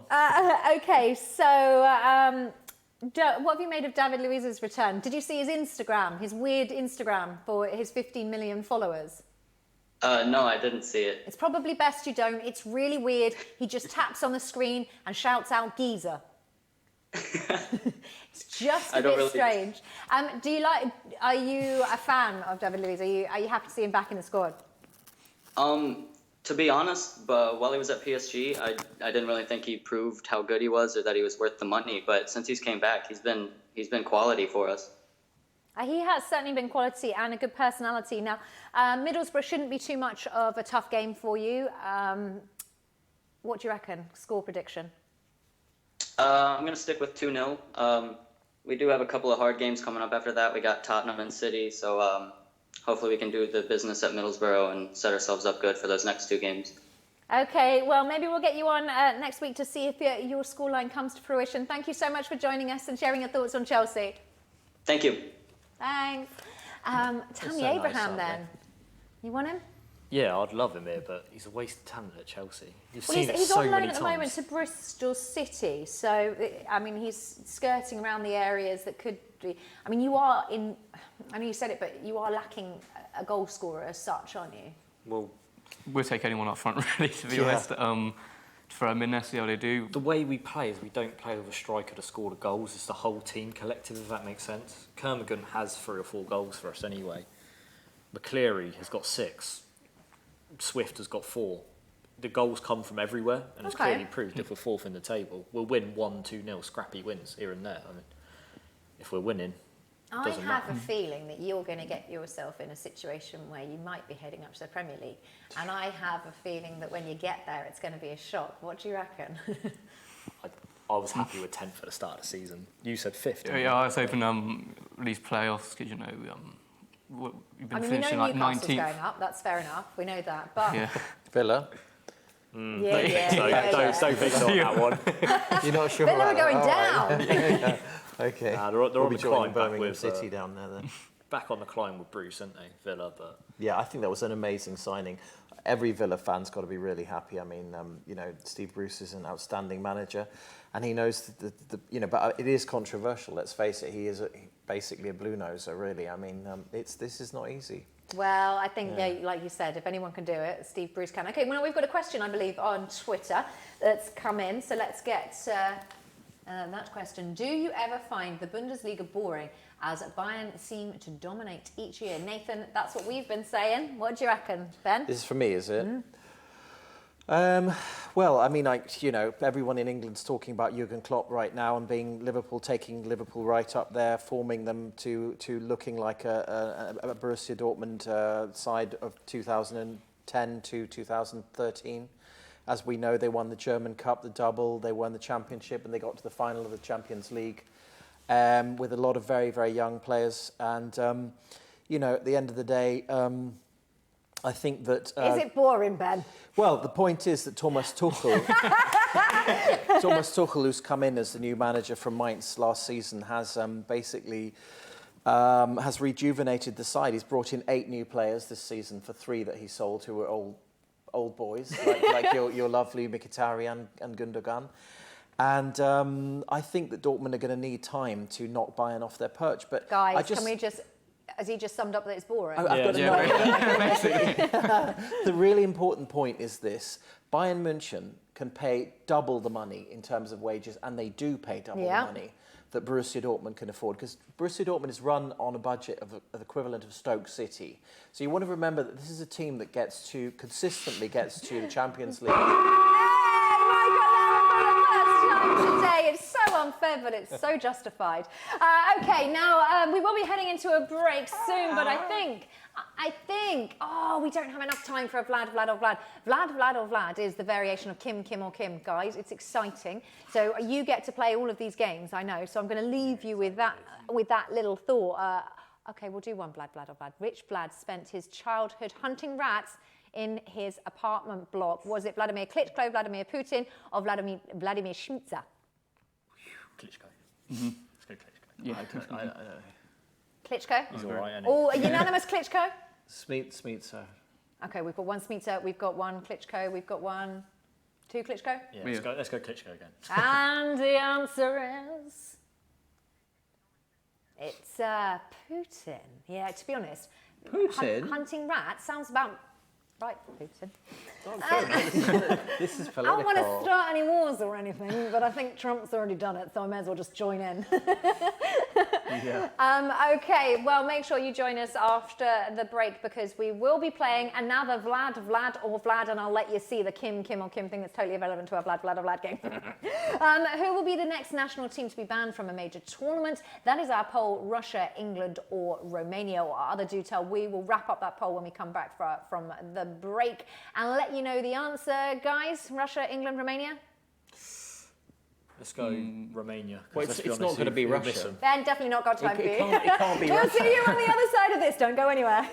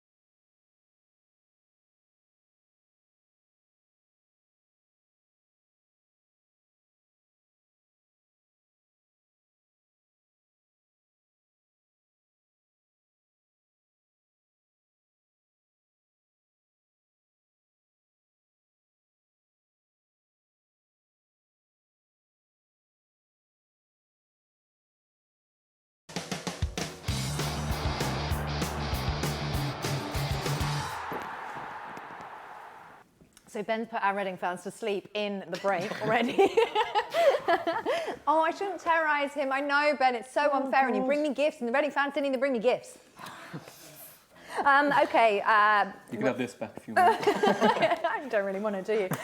Okay, so Swifty, our Scottish fan, is on Skype. He's Guesty, not Swifty. Swifty? It's John Swift. To be honest, a living ironic, because you're not Swift at all, are you, my love? No, I know. I said ironic. You're I was actually calling you looking Swifty. Are you there? And it's Sven Bender as well. Bender's fallen off the shelf. Guesty's now Swifty. Guesty. Can you hear me, my darling? Wow, we'll come back to Guesty in a minute. Thanks for that. That was special. Because all I really wanted to do was go, right, so Matt Ritchie, James Morrison, Phil Bradsley, George Boyd, Andy Gray, Stephen Fletcher, Chris Martin, Jordan Rose, Chris Commons. Yeah, all English in the Scottish squad. But it's always Same been for that Wales way. as well, though, isn't it? Yeah. Carly's English. It's always been that way. Ireland, Wales, and Scotland have always had like a massive. You think back to the heyday of like the last time the Scottish actually had a real Scottish team was people like Graham Souness and Kenny Dalglish and so on, who were actually genuine Scots players. This is back in the 1970s, and it was a wonderful Scottish team back in 74, 78 in Argentina and so on. I mean, I'm old enough to remember this. You're not, are you, Ben? Just about. It was the first World Cup I ever watched was 78. Argentina 78. Okay. Yeah. Guys, what do you make of that? Is that just how life rolls? Is that... It's just that, innit? Ireland had loads of players who were from Reading, Alex Pearce. They were all English. It's quite nice. Reading have got players in Wales. Everywhere. Liechtenstein even. Yeah, but it's quite good because, like you said, I'm terrorising you about not having a squad that can go up to the Premier League. But actually, you have got quality playing for national sides, particularly national sides that are doing pretty well at the moment. Okay, now we've got a Reading question on Twitter. Is it about Uri Geller? Because I can answer those all day long. Do you think Reading will get promoted? And if yes, will they get automatic or playoffs? It's going to be playoffs. Will Griggs put that? Clinical Grigg. No, I don't know. I was happy with 10th at the start of the season, to be honest. I know you said this. I mean, it's a transitional period, isn't it? Yapstam's just come in. Go on. If we did go up, I don't think it'd be automatic. Obviously, we'd have to go through the playoffs. Never won the playoffs, though. Never won at Wembley. Oh, look at you, doom and gloom, boom. This is Reading. It's Reading, for goodness sake. Yeah, but this is small time. And Oxford. Hey! Hey, Oxford are just my local team. I'm Borussia Dortmund. Only when they win, though. Yeah. Sing when you're winning. No, I do think Bang, that's a great one, mate. I think you will get to the playoffs. I do think that's going to happen. But it's a totally, you say never get through the playoffs, but it's a totally different scenario now. I'd be over the moon with that. I'd absolutely love it. But to be honest, at the start of the season, I said 10th. Someone who hasn't missed a game this year, I haven't. Our performances, possession, passing. It's great. It's a great philosophy. It'll do great in the Premier League. For the Championship, though, it's a little bit of a different story. You've got to get nitty and gritty, and that's something. We've got players like that in the squad, like Joey van den Berg, people like that. I mean, you've got the most red cards over in Holland, but I don't know. I don't see us getting promoted, but if we do, it have to be through the playoffs. Brighton are definitely getting automatic. Just the way we're playing at the moment, is a possibility, obviously. But this time last season, we were playing really well. Do you think Brighton are going to do a Bournemouth and go all the way up again? They'll go up. Well, they've got a good manager, haven't they? Who's Chris the Hughton is manager over there. Yeah, Chris Hughton, who was outstanding at Newcastle United. I've never understood why Newcastle United fired the guy. But when you're in the Championship and you're Newcastle, you're going to win it every single time, 10 times out of 10. You can't deny it. You're going to, unless you're like playing Football Manager and you're not very good at it. Let's be honest. They're going to win it 10 times out of 10. You're not going to deny that. So we've got Newcastle, you reckon? Yeah, I reckon. Norwich will be up there at the end of the season. They've still Newcastle, got Alex. Norwich, they're getting quite a lot of losses now, to be honest. Aston Villa. And so Aston Villa Leeds are not will be going the sneak. Leeds will sneak in it. Really? I just feel like Leeds will sneak in the playoffs come the end of the year. That'd be great. Love to see that. Okay. Now we've got another question for the Reading guys on Twitter. Always all coming in. The Championship. Do you think the Championship is growing in size around the world? Also, is it the most competitive second division in the world? You guys have said it's the best league in the world, didn't you? Yeah, I said it's most competitive in the world. If you look, I think it's like 14th or 16th or something, like 6 points behind the playoffs. Like, it's one of the more competitive leagues in the world. It's not like, oh, greatest division, you've got great football here and there. No, but it's up there, though. You've got football that fans want to go and see, let's be honest. You've not got boring football. Even the Arsenal-Spurs game, it was uneventful, let's be honest. You see games, you see scraps, you see it a lot in the Championship, don't you? Yeah, It's my favourite division. Yeah, I follow the German league, as you know, and I think the Championship is an outstanding league. I mean, if you think about it, Nottingham Forest, Leeds United, Aston Villa, Newcastle United, and so on. This is Reading, of course. Yeah. I mean, this is an outstanding league, and it's a lot more down to earth and genuine. And I think a lot of German fans certainly are more interested in following the Championship than they follow some of the Premiership teams. Okay. So the Premiership, the contrast is it's just too out of control in terms of the amounts of money that's flowing in it. A lot of people just can't really relate to that in Germany. Go on then. To answer that bloke's question, though, is it growing around the world? Definitely. Yeah, it's definitely growing. We got people from Holland. It helps when you've got Rafa in there, doesn't it? Yeah, Stam as well. Look at that. Rafa Benitez. Very well known. Okay, now Guesty, Swifty, Guesty, not Swifty, is back on Skype. Guesty. Here he is. Hello there. Hello, what have you been up to? Seriously, waited for you an hour, then you just hung up the phone on me?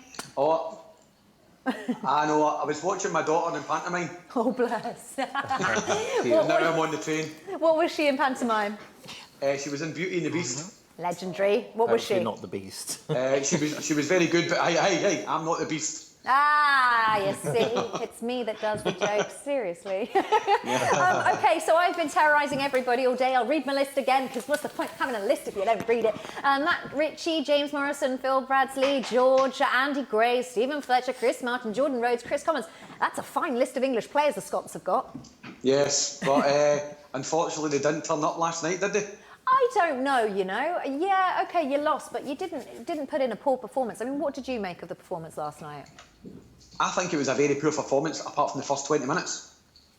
Scotland kept England at bay for 20 minutes, and I mean they kept them at bay for 20 minutes. But as soon as the first goal went in for England, it was going to be curtains for Scotland. And you know, I did say the last time I've been on that I fancied England heavily, and they didn't disappoint.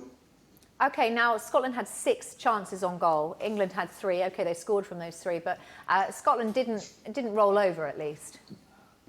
No, they didn't. No, they don't get me wrong. They played well to get the chances, but see when it comes down to the actual nitty gritty and actually taking those chances, well, when you get them against a very good team like England, then if you don't take your chances, you're never going to get in this and out the game. Okay, Gordon Strachan, is he done for?